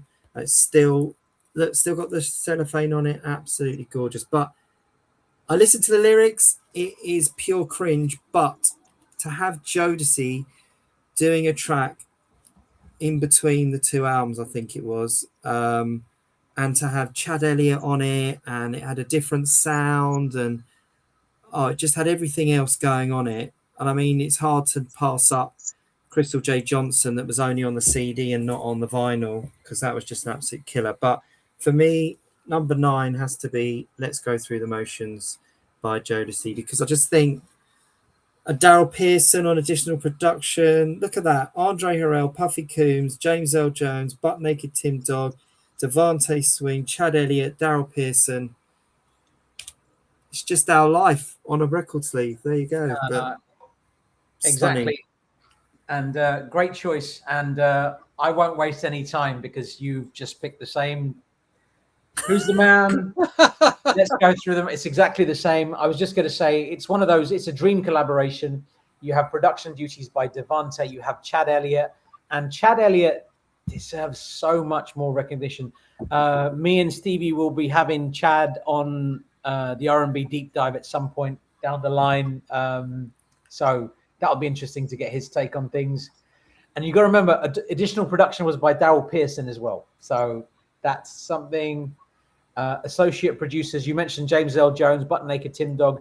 Executive producers, Andre Harrell and Sean Puffy Combs. You couldn't make this up. It just sounds all made up. And you're right. What you said there is it was the bridge between Forever My Lady and Diary of a Mad Band. And they were changing direction. New sound, whilst we were, and it was just like a little teaser. It's like Forever My Lady came out, then they had this come out, and then we thought that Diary of a Mad Band would be more like this, but then Diary of a Mad Band was something different again, and that was just the genius of Devante, Dalvin, Daryl, and all the production people on that. So that's it. Oh, and the last thing I wanted to say about Let's Go Through the Motions, it was nice that they referenced Rex and Effect, and Rex and Effect referenced them on this track. Jodeci on Who's the Man, and the other track you mentioned there, Paul, Crystal Johnson. What a tune! Brilliant. What a tune. And yeah, that would have been another very worthy choice as well. And But yeah, if you're talking about bridges as well, that has got one of the finest bridges that as absolutely, their middle eight is just, it is totally stunning. I remember, like, because what I loved is with all of these is the way that they branded everything, didn't they? It was just like everything was branded to the soundtrack. You know, you felt you had to almost buy the set, although it was impossible to get these things at those days. But yeah, I just think it's got Pete Rock, CL Smooth. What's next on the menu? I mean, don't have to worry, Mary J. Blige. These are just absolutely, that soundtrack was when I really understood that what a sound, you know, really thought, God, this is the next level now, these soundtracks. absolutely. And I thought Chad Elliott was related to Missy Elliott for years. I just thought, oh, they've got the same name. And I think that Round and Round remix by Glenn Jones, the Chad Elliott, I don't know whether Chad Elliott was influenced by Devante on that or whether Chad Elliott influenced Devante to then take that stuff. I'd love to know, because there was a sort of parting of the ways there where similar sounds were coming from both producers, but who was the one that introduced it to who? It's an interesting conversation. Well, we'll see how it goes. Maybe you join me and Stevie for that one. Maybe for Chad Elliott when he comes on, because I think you might have some interesting insights. As you know, it's Chad Elliott. But what was I going to say? If we were doing including hip hop tracks, none of the R&B tracks would have made it from Who's the Man. It would have been Biggie's Party and Bullshit all day long. See you later. Everything else is such a good soundtrack, man. Have you listened to the remixes of that track? Yeah, because they really less that Easy Mo B, the original production on that. And can I just say as well, while we're on it, Easy Mo B is really underrated when you look at what he did. His songs are just so incredible. I really do think, but that production and when they scratch the record, and that, I mean, it's just such a piece of drama. That song, just as far as hip hop producers are concerned, I think he doesn't get. He's not put in that category, and he should be. He's as good as anybody, man. But his R&B mixes, you know, like Whitehead Brothers, and he was in a group as well, wasn't he? Rapping his fundamental. Was that his group? Oh, was he in that group? I thought that was a British group. I got the 12-inch. I got the 12-inch before I knew what Biggie was or anything. I bought it when it came out. I think I got Rapping His Fundamental from Woolworths for like 99p or something. Oh, that's what I like. Rapping is. I'll tell you one thing about that soundtrack that I found out recently, and it's killed my love for the artist, Crystal Johnson. Me and Namdi did an interview with her, and the story she says, she goes, "Sorry to burst your bubble, Steve, but I didn't even like that track that was on that sound." I'm like, "What?" And I didn't even want. She goes, "I didn't even want to be at Uptown." I'm like, "What?" She just panned the whole thing, and I'm like, "Yeah, but it's all personal experience, isn't it? If she didn't have a good time and she didn't have, she had a bad. It sounds like she had a bad experience there. Totally. Sometimes it's about where they are creatively. Like if Uptown wasn't the sound that they were going for, if you hear Crystal Johnson's later stuff, it's very different. It's still fantastic. Her voice is killer, but it's different. You know what I mean? The stuff she did with Chris Liggio and like the other stuff she'd done. I think she's an unsung. I think she's up there with Tammy Lucas for one of those voices that never was. Absolutely. Because what she did on Mobb Deep. Oh, I mean, that Temperatures Rising. Just take Mobb Deep off that and just play Temperatures Rising. Thank you very much. And she did a whole album with Mike City. That's where she started, was with Mike City when he was before with Mike Flowers. And there was some of the tracks she put, and Mark Sparks, wasn't it? Mark Sparks, Mike City. But then Loving You got that incredible remix on Strictly Swing. And then it got totally re-recorded by Christina Wilson on One Leg Up on the Competition on the same sampler that had Born in August on it. Yeah, and did you have Deja Groove on there? No, maybe. But there's a different Christina Wilson, I think, did that another version of it. It does burst the bubble, but for me it's still an absolutely essential track. Fantastic, love it. What you got, Stevie, at your number 9? It has been mentioned. It has been mentioned. I think this was the only track ever played off the soundtrack. There might have been a few other tracks on it. I can't remember what the rest. I think it was 702 was on the soundtrack. But I used to play this a lot in a club, actually, in my DJ warm-up set as a good warm-up track. Mint Condition. That's the way it's going down from Good Burger. Nice, man. The old Good Burger. Pretty high up, that. But I've always rated that track. I've always read the way it builds up and it drops in. Oh, and the chorus is it's almost like the things turned down, isn't it? All the bits are turned down. They drop the bass in, and they're like, "Oh, yeah. I was in dreamland." Yeah, absolute dreamland. I feel bad it's not in my list, man. I wish it should be in the list. It's such a good song. You both have put it in there. Over and over again. I think it made to number 17 or something on my list, or 18. So close. Great choice though, Stevie. I love that it's in your top 10. It's a special song and very worthy of being there, man. And for those of you that are posting, we're not ignoring them. We can see them all coming through and posting them all. Steve, you're very busy tonight, dropping some bombs, all your hip hop stuff, the 80s stuff, soundtracks that you mentioned. So yeah, don't worry, we can see you all. Right, number 9, then, Paul. 8. Number eight. Okay, so number 9. Oh yeah, that was it. I've done 9. So I finished at number 9, and we've done a whole number 9s, yeah. Done the number 9. Yeah. Right. So number 8. Done the number 9s.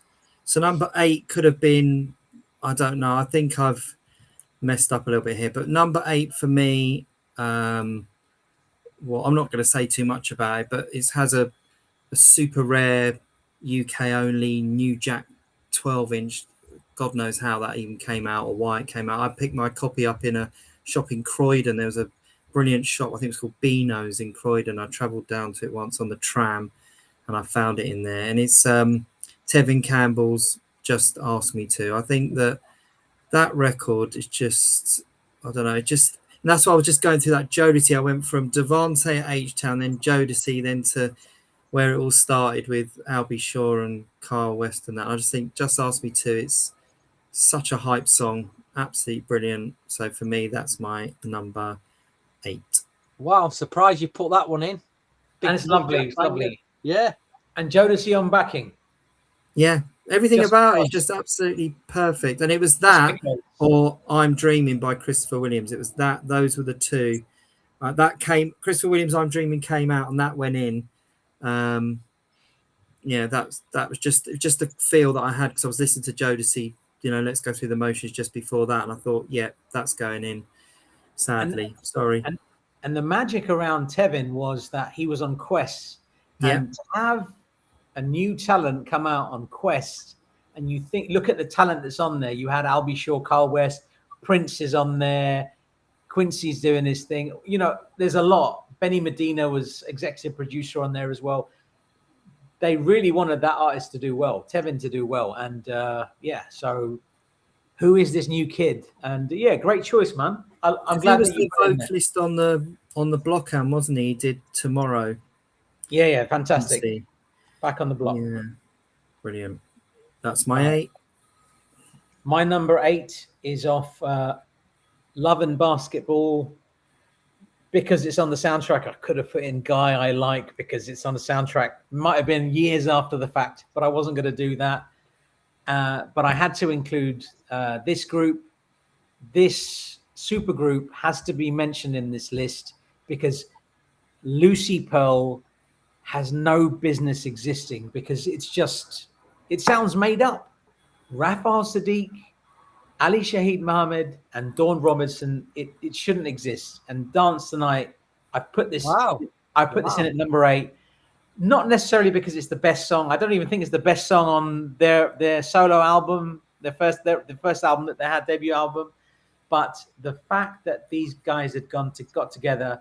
So you got Tony, A Tribe Called Quest, and En Vogue meeting in the middle and creating some real magic. And I know there were other versions of Lucy Pearl that were supposedly going to come out.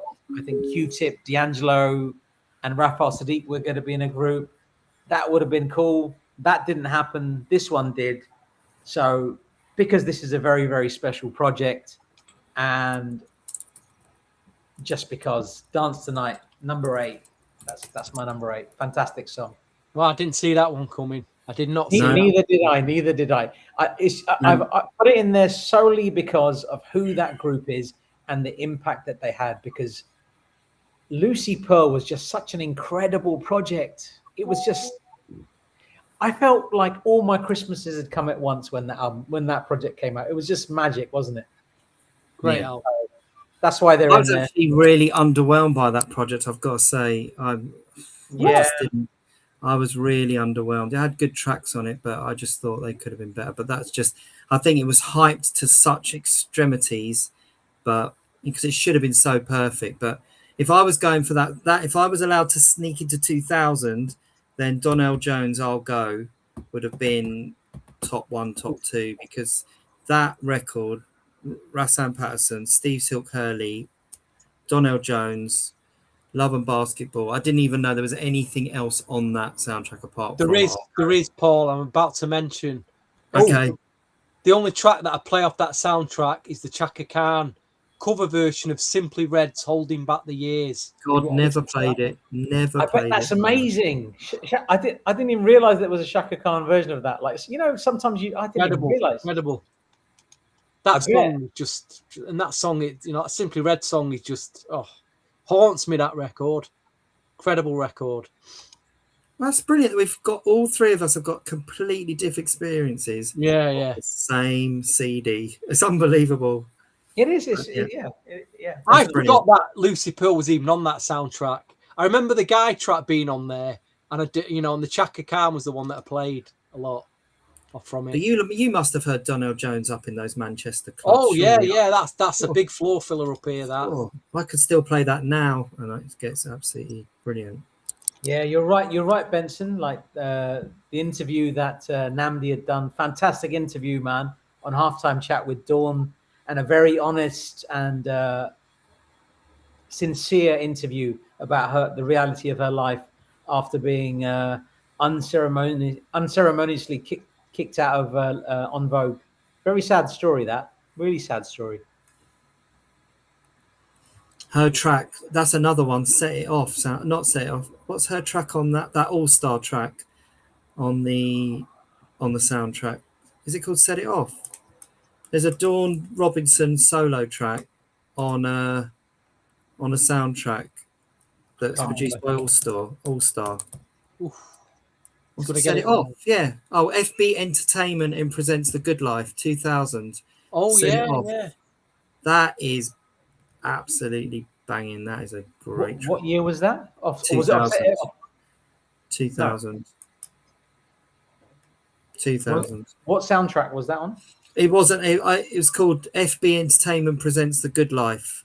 Oh, so okay. It was when they used to do those sort of label extensions of soundtrack. They were almost like a soundtrack, but it wasn't. But yeah, that was a great track. You'd like this. You'd like that soundtrack. You'd definitely like that soundtrack. Okay, I need to listen to that. I haven't heard that. But the way you've described that song, I really want to listen to that now. Yeah. See, when you guys open your mouths and say, "Oh, have you heard this song?" Set It Off is, and then we could do an all-star podcast. Oh. No, but then you go into like why you like it. That chord, that 2 minutes and 3 seconds, that bit. Oh, yeah. I need proper to listen geeks. We just sound like proper geeks, don't we? We're absolute nut jobs, but all good. What you got, sir? At your number 8. You've already mentioned this soundtrack. Again, so hard to pick a track off this soundtrack. So many good track. Because there was a Jodeci track on there. I think there's a Stephanie Mills track on it. The Mary J. Blige. What a soundtrack. Heavy D.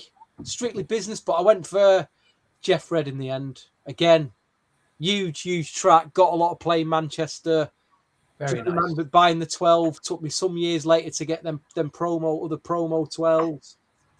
Spent a lot of money on that track. Even the CD single, the promo, spent a hell of a lot of money on one track. But yeah, had to go in there. Number 8, Jeff Red. You called and told me. Very nice, man. Even though I probably played the Jodeci track, Let's Fly, off there a bit more. Maybe, it was and an arm between, but I thought Jeff Red's got to go in. He's got to go, Jeff. Let's Fly was a great is a good song, but it didn't have the impact of, let's say, Jeff Red's "You Called and Told Me" or Mary J. Blige's "You Remind Me." It was a good song, but Let's Fly sounds like something left off the first album, doesn't it? Yeah, And they left it off, stuck it on a soundtrack. But I'm grateful we got to hear it. Yes, totally. That's all I will say. Totally. It's either that I or think they may have put Your Love, that unreleased track, Your Love, that could have gone on there. I don't know. I think Let's Fly was just a hype. You know, they said, right, we just put something out, you know, get something for Joe, and they just probably took about 2 minutes doing it, just put it on. What was the one on Fried Green Tomatoes? Didn't they do one on Fried Green Tomatoes? Just took 2 minutes doing it. I rection they did. So I was like, yeah, but your favorite, isn't it? Cherish is your favorite. Oh, Cherish! You're a big fan of that. Big fan. Abysmal. Yeah. Abysmal. Possibly one of the worst bonus tracks ever on an album, that, isn't it? Now, Stevie, Paul was saying, if we'd done a Jodeci podcast, he said, yeah, that would be number one all day, every day, forever. Yeah. And you can't move it. You can't change it. It's locked in forever. That's how much he loves it. I love it. Yeah. It's just one of the greats. Not. All right. What we got? Number 7. In fact, you may, sorry, just on that track, on that track, that was, hold on, that was on the soundtrack. Yeah. Fried Green Tomatoes. Yeah, it was. Together with another very disappointing Guy track. Aaron Hall. No, it was Aaron Hall track very disappointing.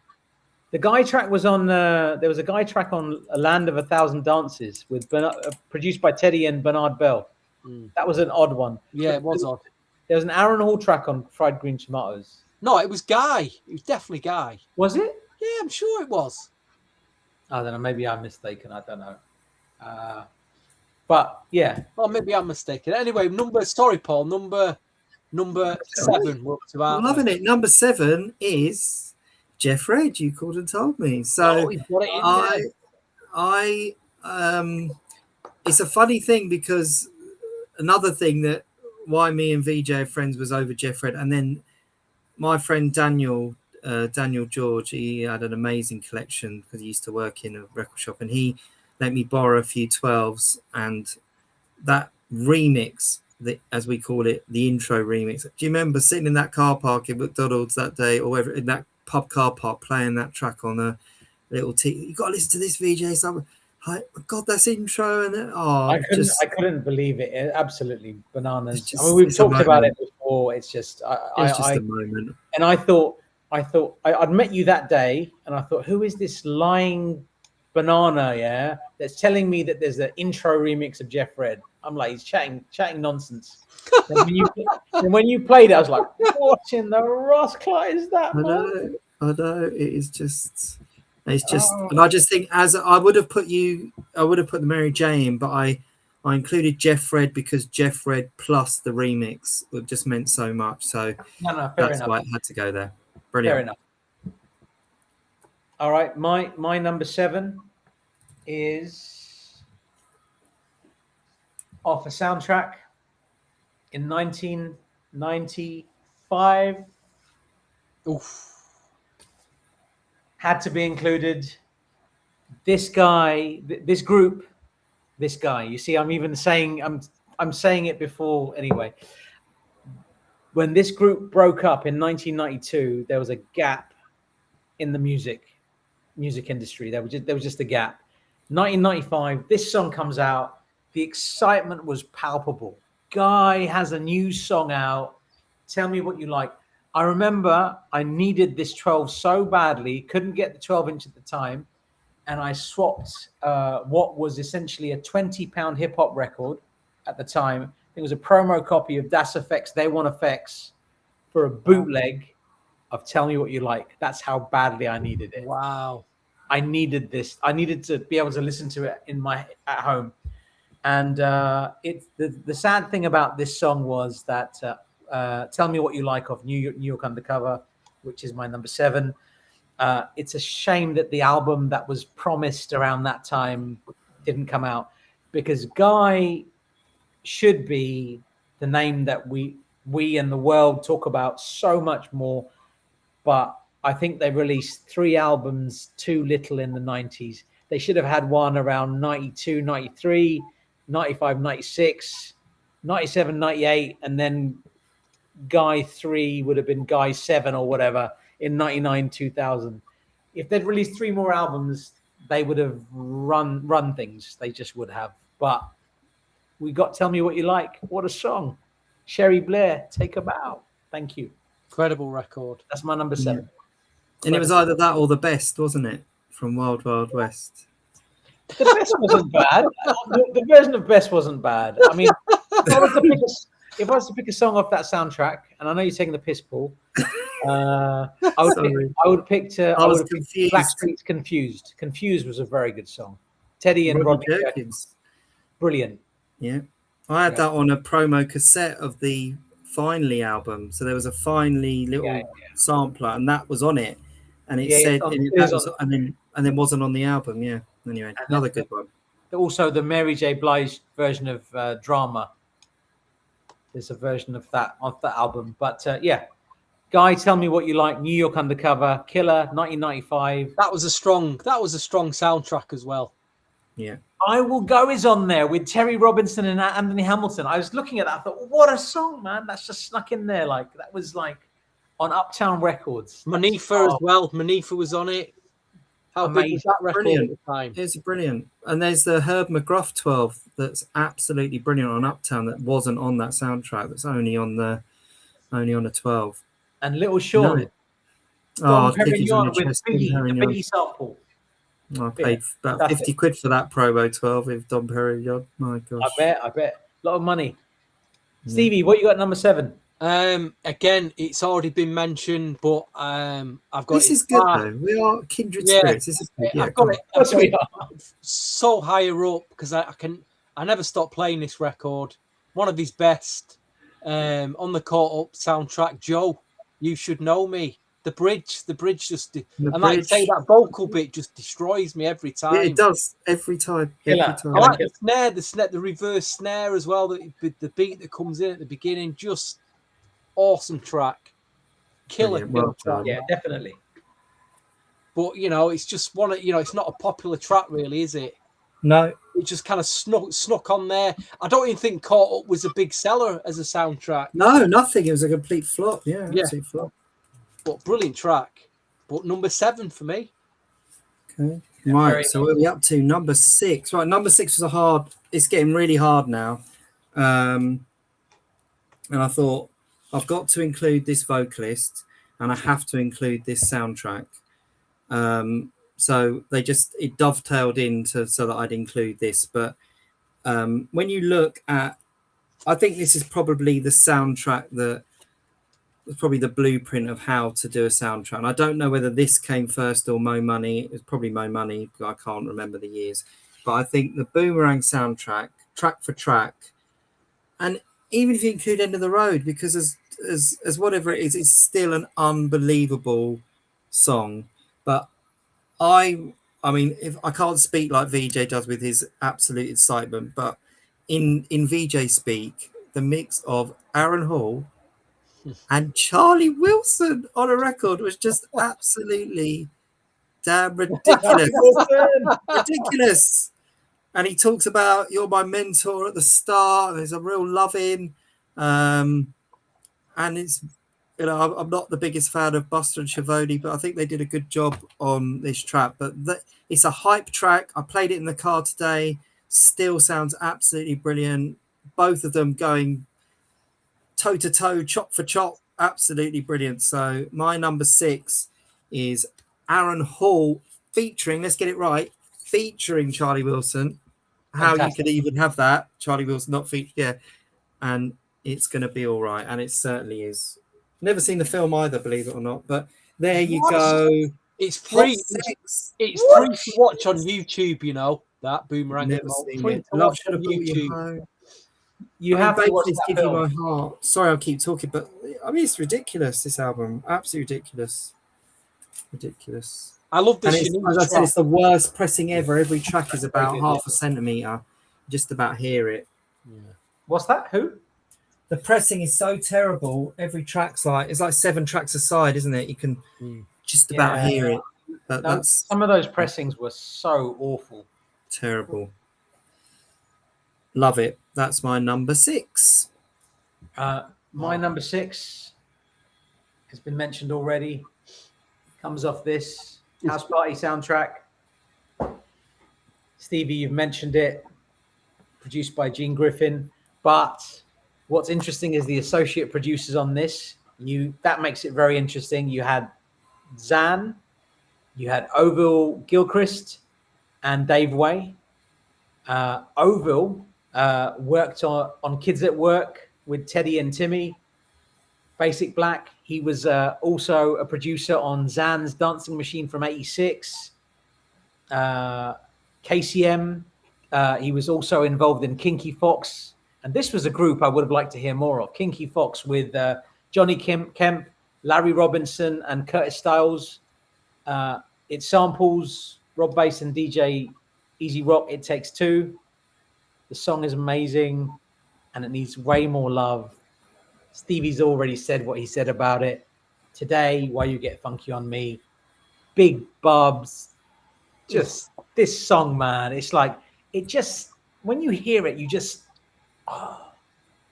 it's everything. Why You Get Funky on Me. It's like, you know, when if you're having it going karaoke. Stevie, next time we go karaoke, we're going to sing Today Why You Get Funky on Me, because this is the one, man. Yes, Video it, and it's going to go viral. It's going to get a gazillion views or whatever. It's going to be fantastic, man. But Today, Why You Get Funky on Me, that's my number 6. Brilliant song. I can't talk highly enough about this song. And Today, amazing, amazing group. And there are other songs on this soundtrack. Not that this is the only good song. Some people... Arts and Crafts are on there, weren't they? Arts and Craft, What a Feeling, and Surely, absolute killers. Yeah, we've talked about this soundtrack before, but yeah, that's my number 6. What about you, Stevie? Oh gosh, number 6. Again, I only remembered this pretty late on, and when I remembered it, I thought, oh my gosh, I used to, again, I just heard this a lot in a club, in a late 90s in a club. A lot of the DJs all used to play it. I managed to get it on 12. I think there's a 12 promo of it. There was a promo CD single with some, I think, with no rap on. And it was on a label that we kind of not heard of. It's on a label called Hollywood towards the late 90s, 97 onwards. Hollywood seemed to put out soundtracks. I know they did that, you know, Save the Last Dance. They did all them, didn't they? And a few others. But it's from an... Again, this soundtrack didn't do too well. The Sixth Man. I'm talking about the group Jade. Keep on Rising. Keep on. Oh my God, what a track. Is that Russell Benford? Is that yeah. What a monster track. That again just been forgotten. Absolute monster track. I love the obscurity of that. And I haven't heard it in a long time. I need to listen to that again. Well, I heard it probably because, again, it's a club memory. All the DJs used to play it in clubs, and everyone was after that. It's one promo 12 kind of try to get hold of that Jade on 12. You know what I mean? Just is it on 12 then? Yeah. Oh, I love the Johnny Gill on there. Isn't there a great Johnny Gill? There is. Yes, there is. That's brilliant. Well, lovely. These are so you. This is just, you know, it's exactly how it should be. You know, if I had to do it for you, these are the type of things I'd put in there. These are the little nuggets that's just so you, Stevie. It's brilliant. Jade. Wow, man. What an interesting inclusion. That's rising. And you put it so high up, bro. Yeah, just well up there. Great memory of it. Just a great memory. Gosh, these chats are flying in here. I'm trying to keep up with them all. No, it's too much conversation. You just got an award for having over 100 entries on a restream chat. You just got a little that's great. Little cup. You just got a little cup. Yeah, great. Right, we're going top 5 now. Oh my God. So what number we're up to? Number 5. Yeah, number 5. Paul, so number 5. I'm going to introduce it that my top 5 are all Teddy Riley. So it's all about the order. Wow. It's all about the order. Wow, okay. I'm stunned. I'm stunned. All Teddy Riley, because each one of these tracks standalone is arguably, you know, either their best track of that time or the best track that they ever did. It's one of those type of things. So top 5, and it has to. It's similar to what Weege was saying. I need to find my little thing of it. Hold on.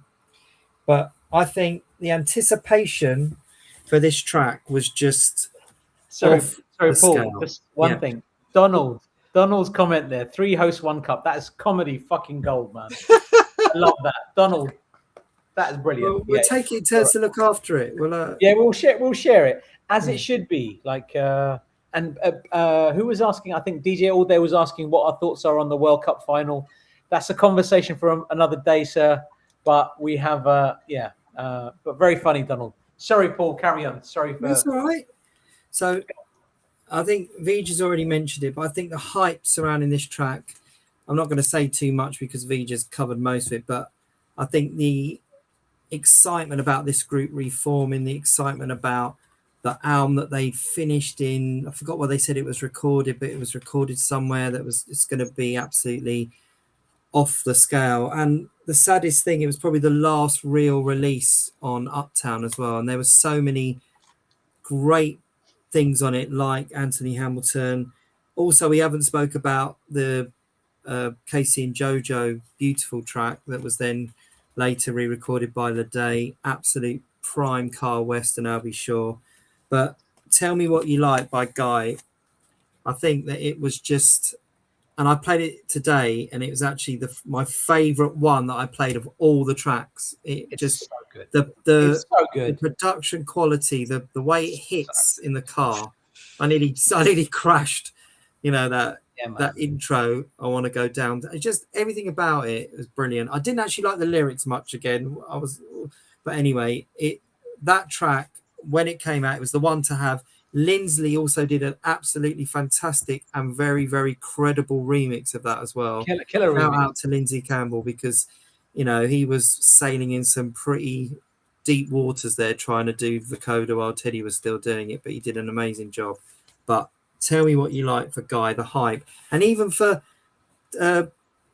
Crazy Legs to have the middle 8 as well. That was unheard of back then as well, for him to even be involved. He was good. He was fantastic on that. Yeah, that's what I mean. But all 3 of them had very distinct roles. It was very Teddy with the coda heavy. It was very Aaron with all the drums. The drums on that record. Oh, it's just absolutely ridiculous, and still sounds $1 million. So, number 5, 1995, and that soundtrack in particular, just with everything that was going on. The end of Uptown, New York Undercover. Tell Me What You Like. Very nice. My number 5 has already been mentioned. It includes this guy on this soundtrack. Unbelievable. The idea that Aaron I'll Hall, do it properly. Do it the VJ way, not me trying to imitate you. Charlie Wilson, son. Charlie Wilson, man. The idea of Aaron Hall. These two together on a song. Everything, man. It's like the David Attenborough version of doing it. In the wild today. The idea of this guy and that guy. VJ Attenborough. Let's do it. Yeah, he is the David Attenborough of R&B. Yeah, he is. Sorry, VJ. He's getting roasted now. He's getting absolutely roasted. We love him, really. You guys carry on. No, but fantastic song. I think, Paul, you've said everything you needed to say about it. It was great to see after Guy had broken up. They'd just broken up. As I've mentioned on the halftime chat, that when Guy broke up, I actually cried, because Guy meant a lot to me, man. Like, that was my group. And the fact that Aaron Hall was making this song, it was absolute magic. And Schiavone and Buster did a fantastic job. If you listen to some of their production around this time, they did some great tracks with Eugene Wilde, Lost and Lonely, incredible. But do check out their stuff. But Paul, you've said everything you needed to. Aaron Hall featuring Charlie Wilson. It's going to be all right. Boomerang, done. See ya. Yeah, you can't argue with that. You can't argue with Mr. Attenborough. Right, my number 5. The soundtrack has been mentioned, but this track hasn't. The producers on this, the very famous producers on this, had a very distinctive 80s soul pop groove sound, but in the 90s they completely changed the sound. They realised New Jack Swing was a thing. They did their own New Jack sound, probably with the help of Low Key and a few others. But the soundtrack's Mo Money. I debated the Karen Wheeler, but eventually I went with Ralph Tresvant. Money Can't Buy Your Love. Again, I just play it so much.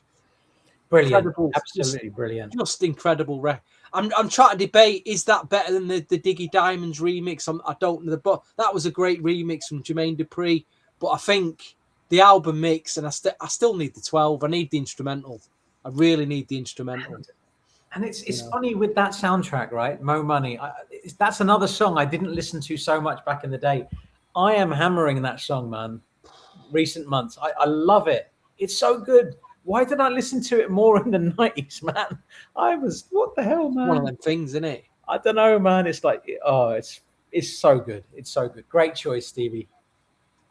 But that is a real concept album, isn't it, Mo Money? To have all of their artists showcase new ones, stick in a little bit of Luther Vandross. I mean, if you're talking about that, the Thrill I'm In that was on Money Train, Luther Vandross and Jam and Lewis together, play that now.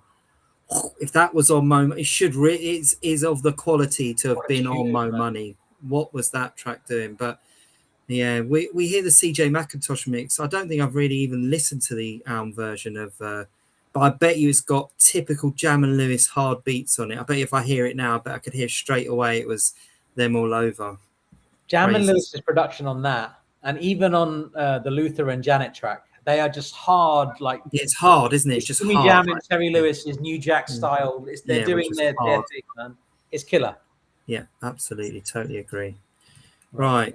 So number 4, it has already been mentioned, and in the same way of the hype of the same way for the hype of Guy was the hype of this group, and VJ said it all much, but I wasn't into Guy when they came out. I've had this discussion a lot. The first New Jack Swing song I ever heard was She's Got That Vibe, and that's when sort of late 91. So I had to go backwards and go and buy the Guy album and things like that. But once you knew that Guy weren't to be, the next best thing was obviously Blackstreet. And I think that the hype around this track, and the first time I ever heard it on the radio, it blew me away. Still does. I agree. Joseph Stonestreet's vocals were the best, full stop, on that. The best with that group, and it just absolutely did everything. I've still got my little CB4 with the £10 price sticker on the back from where I bought it in that shop. I don't think I played another thing on it. And then, of course, you've got how cool they looked. I mean, everything was branded CB4 and how cool they looked. And then you've got the C'est La Vie remix, which is just beyond words how brilliant that is. But I think Baby Mine, and I never liked the recut, the album cut, whatever they did to that, just completely killed the vibe of it, made it short and that.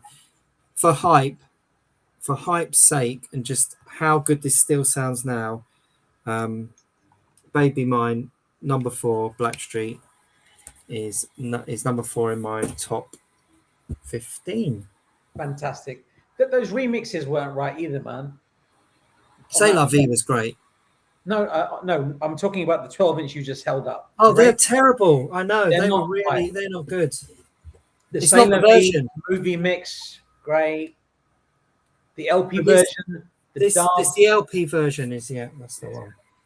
The dub was the one I listened to the most. The dub is phenomenal. Listen to the dub if you haven't heard that recent. But his vocoder is just so absolutely perfect on it, and it's just perfection. Love it. Yeah, we're on number 4. Is that right? Yeah. Number 4. My number 4. Moving along swiftly. There were so many tracks off this. Be Real and what was the other one? Be Real was one off here. Blown Away and Jewel. It's Not Deep Enough. Could easily have been my songs off Above the Rim. Fantastic. But My number 4, produced by Devante Swing, co-produced by Daryl Pearson. This is the best song, maybe, that Yes. Jodeci didn't do. It's just It is. so good. It is. It is. H-Town, Part-Time Lover, number 4. That's it. We've already discussed it. So phenomenal. But it is unbelievable that he worked with their rival group. It just is. It's just insane that they would actually think, yeah, that's a good idea. And then to produce a song that would have stood up with anything Jodeci have ever done, I think perfect. Yeah, all the sounds on there, like the Oh God, I can hear it in my head now. It's just Part-Time Lover is just much. crazy good. Crazy good. Yeah. That's my number 4. Stevie, what's your number 4, sir? One of the, this arguably one of the greatest New Jack Swing songs. I think it'd make a lot of people's top 10. I don't even think we mentioned the soundtrack yet. So hopefully you guys have got it to come. Who knows? But Okay, going to the New Jack City soundtrack, which you could have picked a lot of tracks off that soundtrack because just that is such a strong soundtrack. But I went with Don't Wake Me, I'm Dream, one of the greatest vocal intros to a New Jack Swing song ever. brilliant. Christopher Williams, I'm Dreaming, just play to this day. I never opened my promo CD single. It's still got a shrink wrap around it. I don't know why. Wow.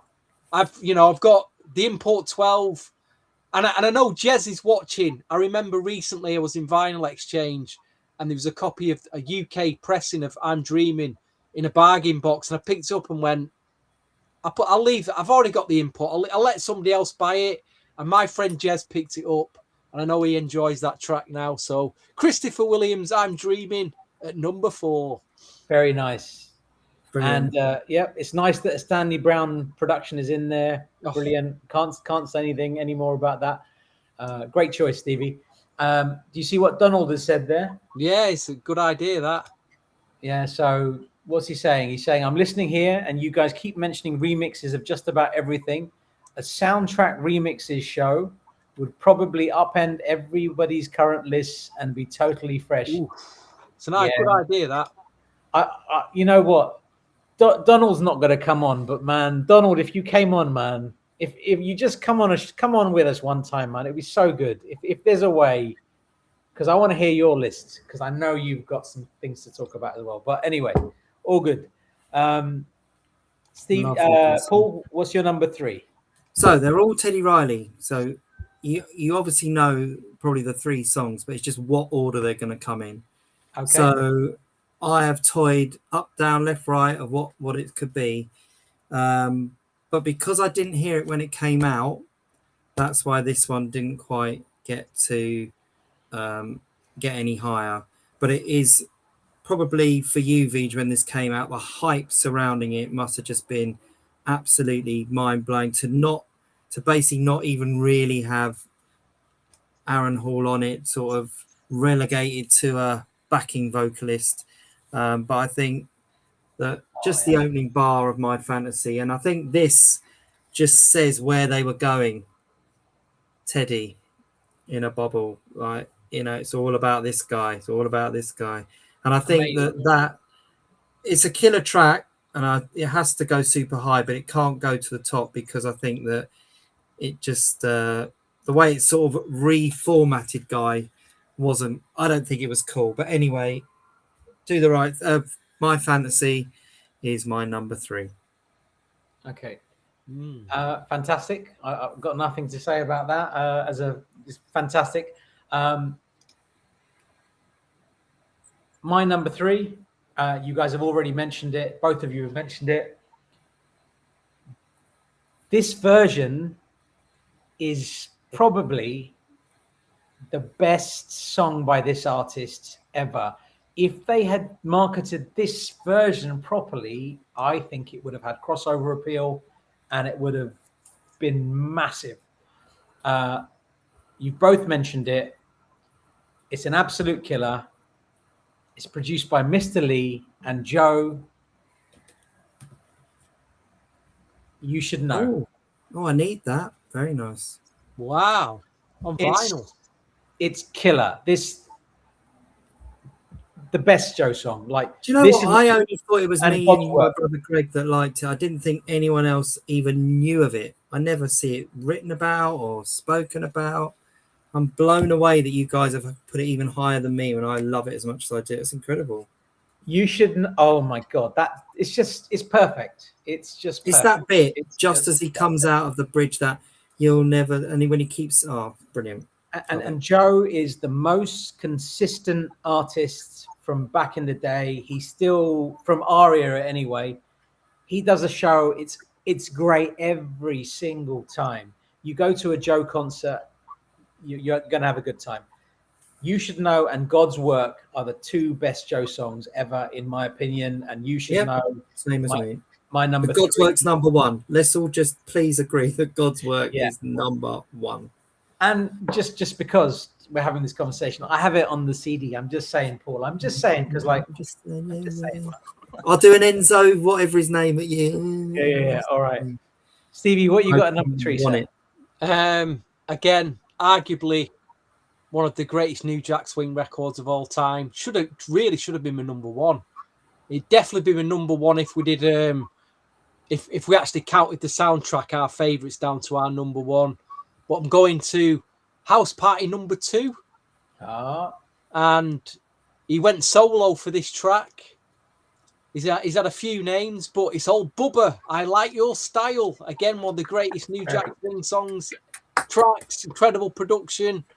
Makes my number 3. I'm surprised it's at number 3. I surprised myself there. It's incredible, isn't it? It's such a great song. It's such a great song. Yeah, fantastic. I got nothing to say.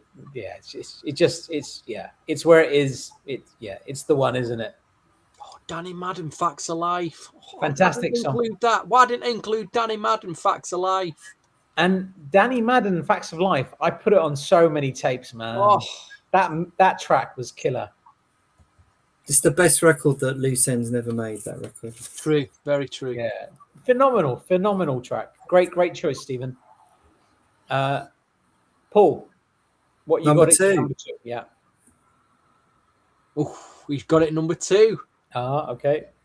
I mean, I think I cry every time he opens his mouth on that opening. You know, we're loving it with that bit. It's just euphoric, and it was that, and you know, when you used to hear Yo, that's a lot of body. When that starts, and when Yo, that's a lot of body start. Those are the two things that actually completely get me going, because he does that open bridge, and then poof, that's it. Teddy's in, and you're hooked. But I listened to this today as well in the car. Just couldn't believe how absolutely brilliant it was. So for me, number 2 is Baba, I Like Your Style from House Party 2. And I had it on a...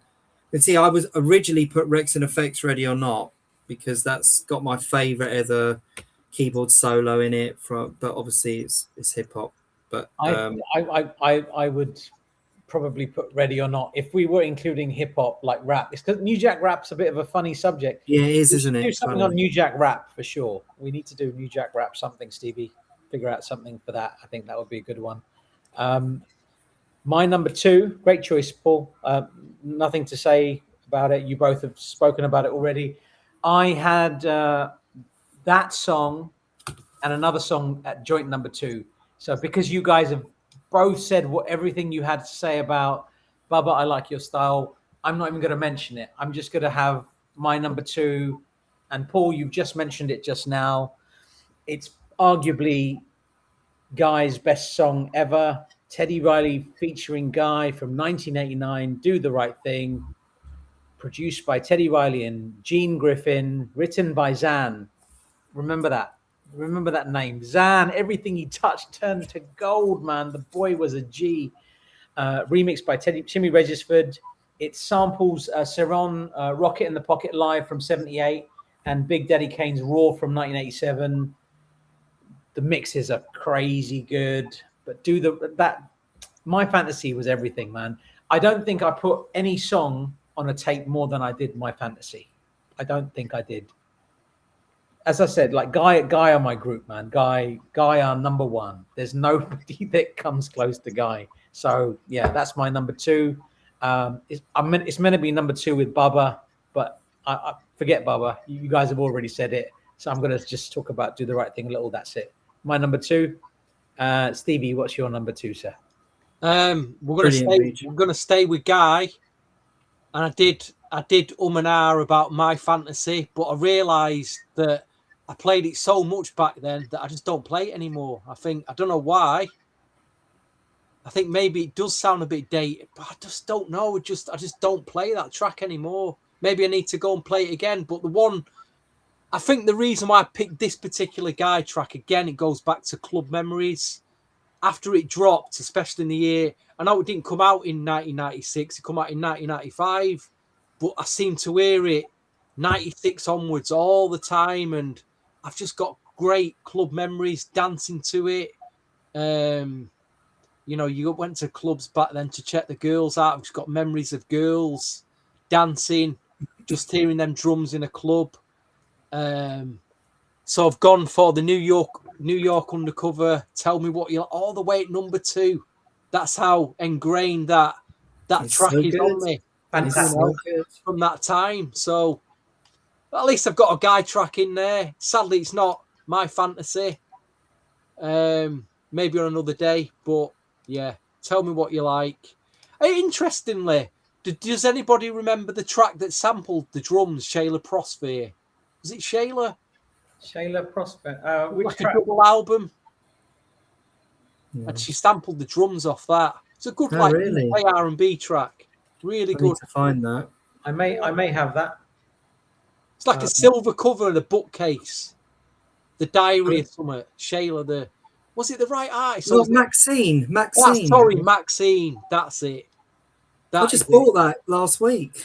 Yeah. Never played it. I need to get it. It's worth quite a lot. Yeah. What's that, Maxine? Yeah. Maxine. Yeah. UK street. And that track's the best. They sample the Guy track's the best track on it. What's it called? I need to play that. What's it called? I can't remember now, but I'll go through it. Great shout. I've got it. Yeah. All right. Nice UK indie R&B track. Yeah. Anyway, count down from 15 to number one, Paul, and mention your honourable mentions before you get to your number one. Okay. And sorry, Paul, before you do that, Zach said holler a little while back. Just wanted to say shout out to you. Thank you again for all the incredible flyers that you create. You are Zach, you're the man. Unbelievable. G, man. And also that list, you and Last Exit to Brooklyn sent some very interesting lists. Your list was insane last night. Like so many things that we'd forgotten. And yeah. So shout out to you, man. And thanks for all that you do, man. Yeah, I second that. Legend. Paul. Right, so I'll do my honorary mentions that I didn't include. Arguably one of D'Angelo's best tracks, I Found My Smile on the Space Jams. It's just prime D'Angelo that would have been in my lists. 911 in a Magazine. It's just an absolutely killer track. The first time we ever heard Jill Scott was produced by Michelangelo Salisbury, called Dreaming on the Into Deep soundtrack. It's just so brilliant. One track that probably I should have included that I played to death was Love You Down by Debasement. I don't know what you guys thought of that, but that was just, me and Greg played that to death. Thrill I'm In. Portrait from the Blank Man soundtrack. Do You Want to Get Down? Absolutely banging. KB Hall as well. The Show, Mary J. Blind, Every Day It Rains. I mean, we didn't know about that tape that VJ has now, but that track, when they were playing that, where's that coming from? Where's that? Prime Chucky Thompson at the time, absolutely brilliant. I'll Go, I've already mentioned. Keith Washington, Cheryl Lynn, I've mentioned. If you just dip into 2000s, Glenn Lewis and Amel, What's Come Over Me, that was a big Manchester-y type song as well. Some brilliant stuff. And Have Plenty, Coco, some brilliant stuff. But so from 15 down, we had Gina Breedlove, Free to Be Me. At 14, Mint Condition, That's the Way It's Going Down. Then we had Shanice at 13, Joe, You Should Know Me at 12, Raphael Sadiq, Nay Wiggins, and Ask of You at 11, H-Town, Part-Time Lover, Then we go into that sort of swing beat era. Sorry, let's go through the motions. Jodeci, Tevin Campbell just asked me to at number 8. At number 7, You Called and Told Me and all associated mixes. Number 6, Aaron Hall featuring Charlie Wilson, and It's Gonna Be Alright.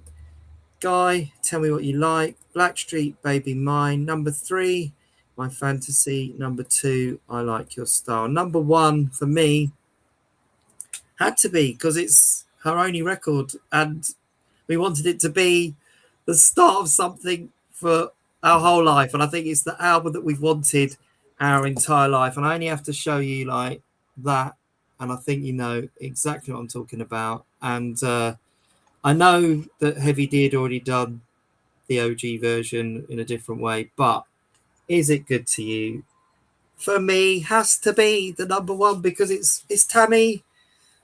Oh, It's fantastic, Tammy. man. It's Tammy. It has to be number 1. Is It Good Tammy to You? Lucas, man. Couldn't rank with Aaron Hall. Don't Be Afraid. It's Tammy, and the Blacker mix with R Kill on it, and Juice was my favourite movie of those days as well. So it all ties into one. The Teddy Riley, Is It Good to You, featuring Tammy Lucas, as it was in the introduction, wasn't it? They even say it, featuring Fantastic, Tammy Lucas. fantastic. It's a And then with great Rex song. Effects on the remix is my number 1. Thank you, and good night.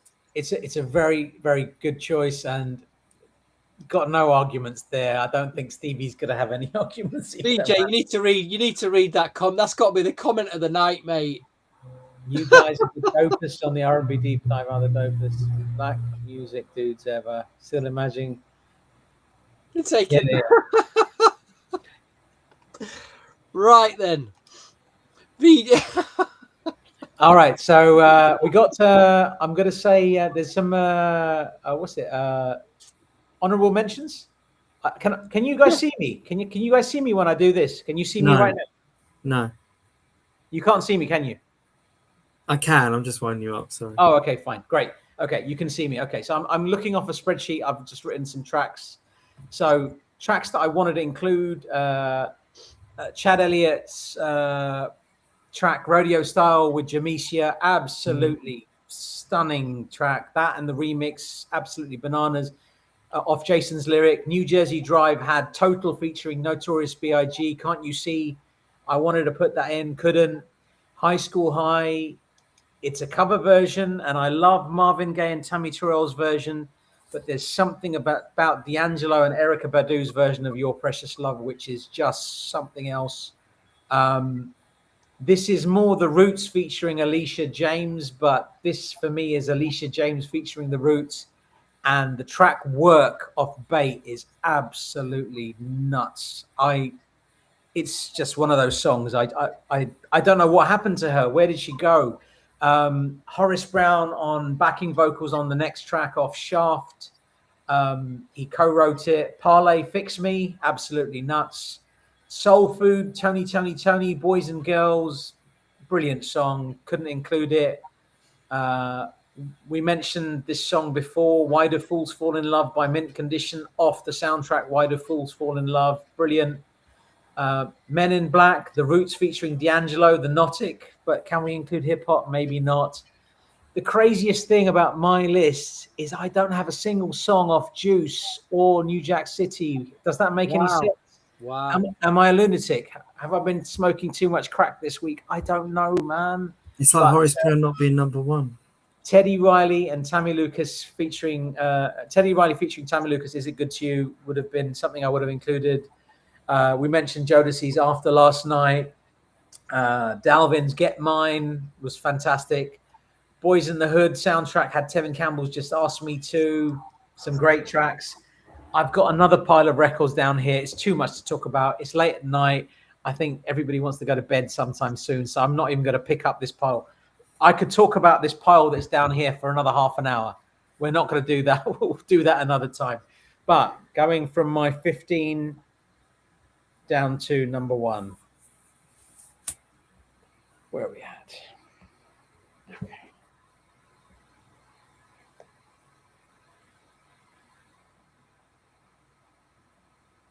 All right. Sorry. Bear with me. 15, I illegally put in Hurricane from 2000, Aaron Hall and Kelly Price. Sorry, if you didn't allow that, then it's going to be Blackstreet featuring Lamang Caffey and Beverly Crowder. Can't Get You Out of My Mind remix. It's very special. Great remix. The John B. Coco track, that could have been in there as well. What a tune, man, as well. Yes. Number 14 off Murder Was the Case, Jodeci featuring Dog Pound, Come Up to My Room. Number 13 off Mo Money, Karen Wheeler, I Adore You. Number 12 off CB4, Blackstreet, Baby Be Mine. Number 11, Strictly Business soundtrack, Mary J. Blige, You Remind Me. Number 10 off Higher Learning, Raphael Sadiq, Ask of You.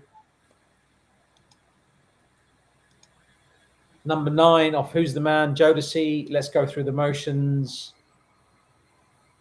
Number 8 off Love and Basketball, Lucy Pearl, Dance Tonight. Number 7, New York Undercover, Guy, Tell Me What You Like. Number 6, was it? My number 6, House Party soundtrack, Today, Why You Get Funky on Me.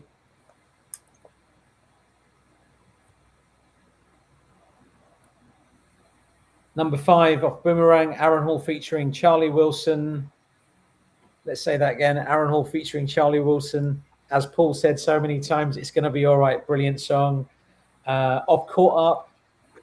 And I'm so proud that it's higher on my list than both of your lists. Screw you both. Joe, you should know. What a tune. Yeah. I had a joint number 3. That's number 3, sorry. My number 4 was above the rim, H-Town. I forgot to mention that. Part-Time Lover. Joe was number 3. My number 2, Guy, Teddy Riley featuring Guy, My Fantasy. And my number 1, I think Paul mentioned it in passing. This is not a song you just pass. Are you mad? It's a cover version of a Ready for the World track from 1986. Oh, it is. It was on a 1995 soundtrack. This song is simply fucking-nificent. It is spectacular. It is everything. This song was the promise of what Devante and Debasement were going to come and bring, and it's absolutely my number 1. It's distorted. It's not even in. It's out of tune. But everything about this song just hits. And I'm obviously talking about Debasement's "Love You Down" off Nutty Professor. It's everything. You've got Sister on here. You've got Player, Timbaland, Tweet, the rest of the crew. Genuine. See, I don't even remember everybody's name because there's just so many people on it. Love You Down is magic, and I listen to it a lot. I love it. That crew should have come out with so much more. And I know they were dealing with things, I think probably mental health issues. There's probably a lot going on as to why that clique didn't come out and do what they did. But Debasement, Loving You Down is my number 1. I've got nothing else to say other than, yeah, it's the one. Wow, man. I barely played that track. Barely played it. Oh, it's so good. Oh, my God. It's everything. Brilliant. It's everything. Wow. I was gutted I didn't include it. I just thought it was too left field to include, that's all. No, it's all good. It's all good. They're all Brilliant. Personal lists. And we do a list, it might be a different list another time. And looks like DJ All Day, you're mentioning A Low Down Dirty Shame. I wanted to put The Thing I Like by Aaliyah in this list. It's not in there. And I didn't even mention it. There's just so many songs to mention. It's just, this is never ending. The Tevin Campbell from that, Jam and Lewis, Tevin Campbell from that Get Your Groove On. Oh, that is just that's unbelievable. It's in my pile. It's in my pile, but we're not going to go there. Stevie, what have you got, man? I'll go through this quickly. Honourable mentions: Aaliyah, Are You Ready from Sunset Park. Keith KB Ball, Live Into the Future from Blank Man. Yes, man. It's for you. And then at number 20, I had Shantae Moore, Way You from Waiting to Exhale. Nice little rare groover. Number 19, John B, Keep It Real from Have Pleasure.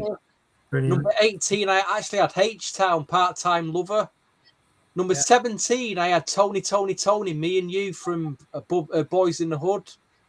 Number 16. Stevie, thank you for including that in your list. Just mentioning it. It's Yeah, beautiful. I know. It's fantastic. It's just lovely. Thank you. Number 16, a very, very, what it was, before it actually got released, it was a highly wanted promo 12 from the Streets Is Watching soundtrack. Rel featuring JAMZ, Love for Free. Oh, was that a soundtrack? I never knew that. Nice inclusion. That's a cool inclusion. And you're not the only person that included it. So yeah, so people were onto that. Yeah, big late night. Did anyone include Usher, Call Me a Mac? I used to love Usher, Call Me a Mac. No. Anyway, number 15, Cole Premier, That Body. 14, Gina Breedlove, Free to Be Me. Number 13, Joey Diggs, Your Love Keeps Working on Me. Number 12, Aaron Hall, Don't Be Afraid. Number 11, Today, Why you Getting Funky on Me. Number 10, Michelle, It's Too Late to Pronounce the Second Name, Rush Over from Love Jones. Number 9, Mint Condition, That's the Way It's Going Down. Number 8, Jeff Red, You Called and Told Me. Number 7, Joe, You Should Know Me. Number 6, Jade, Keep on Rising.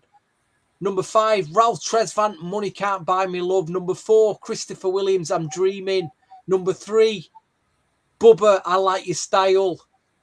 Number 2, Guy, Tell Me What You Like. And at number 1, and I always like to win the podcast. I always like to win the... Now, this might not make number 1 on the master list, but for an outlandish, outrageous number 1, going back to my teenage years, a track that I instantly want to dance to, makes me feel fantastic and great inside and sing along out loud to. He probably was the greatest New Jack Swing artist to come out of that era. He probably was. He didn't work with Teddy Riley on this track. The films that it came from were iconic, especially the first one from the mid-80s. Who could it be? Why has nobody mentioned it?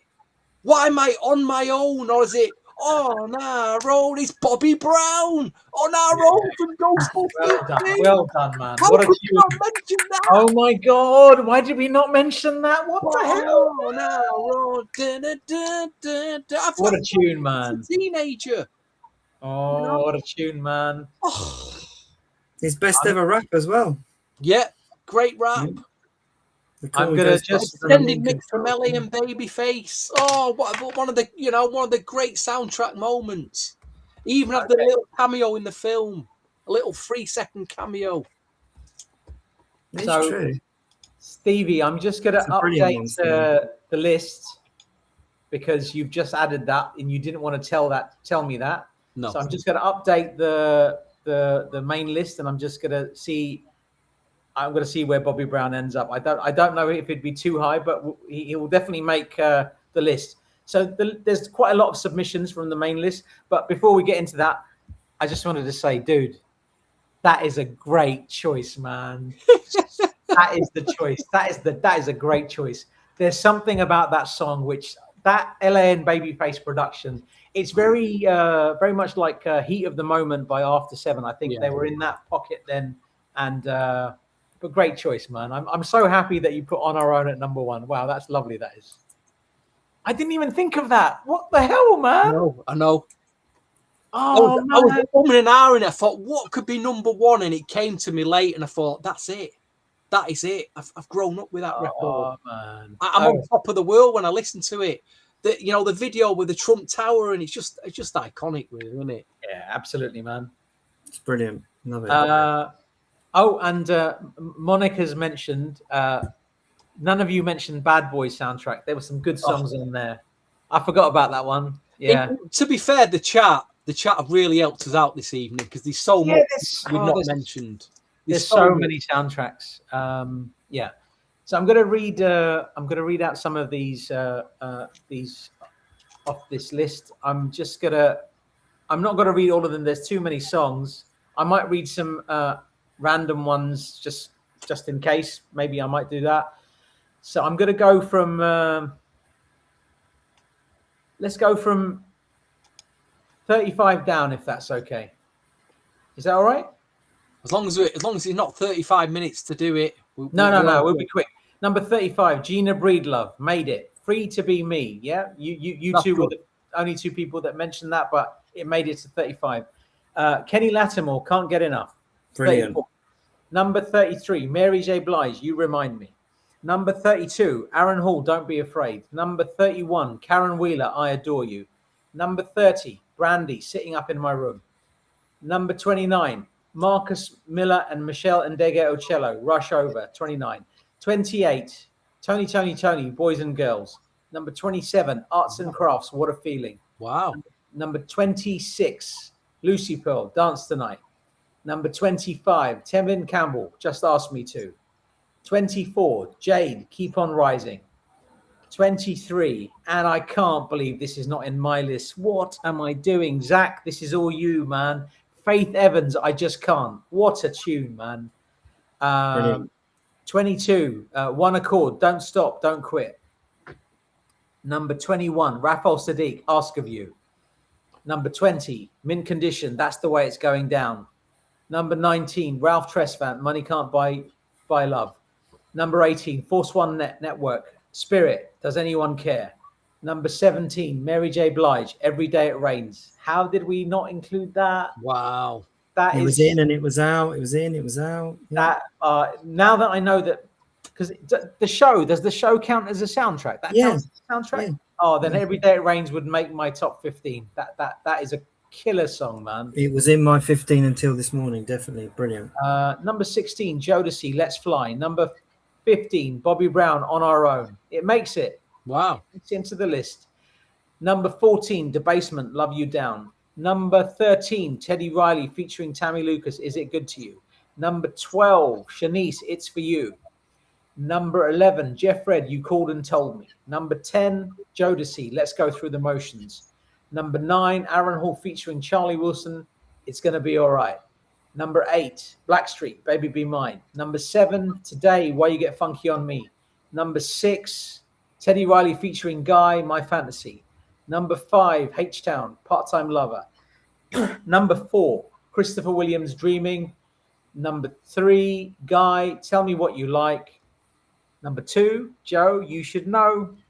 You Should Know Me. It's there in number 2. Number 2 on that list. Wow. Number 1. No surprise here whatsoever.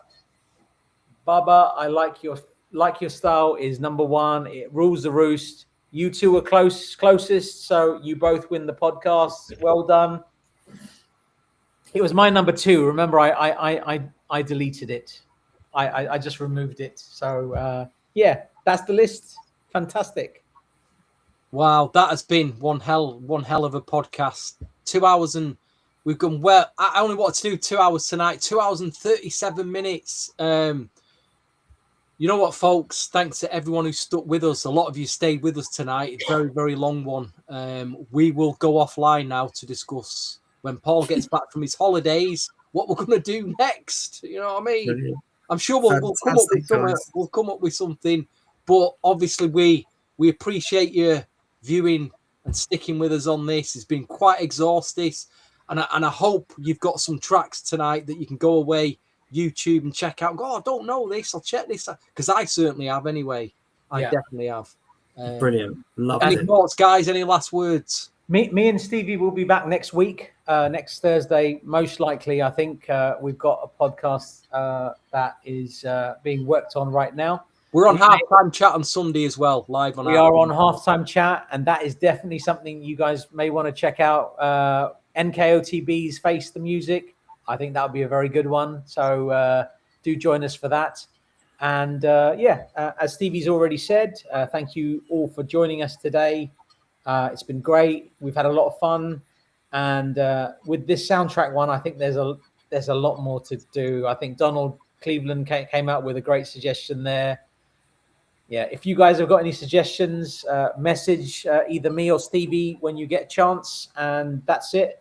And that's it from me. And Paul, if you'd like to say any final words as well, please do. I'm proud of the idea. I think it's done well. I think Paul's idea. Well done. Great idea, Paul.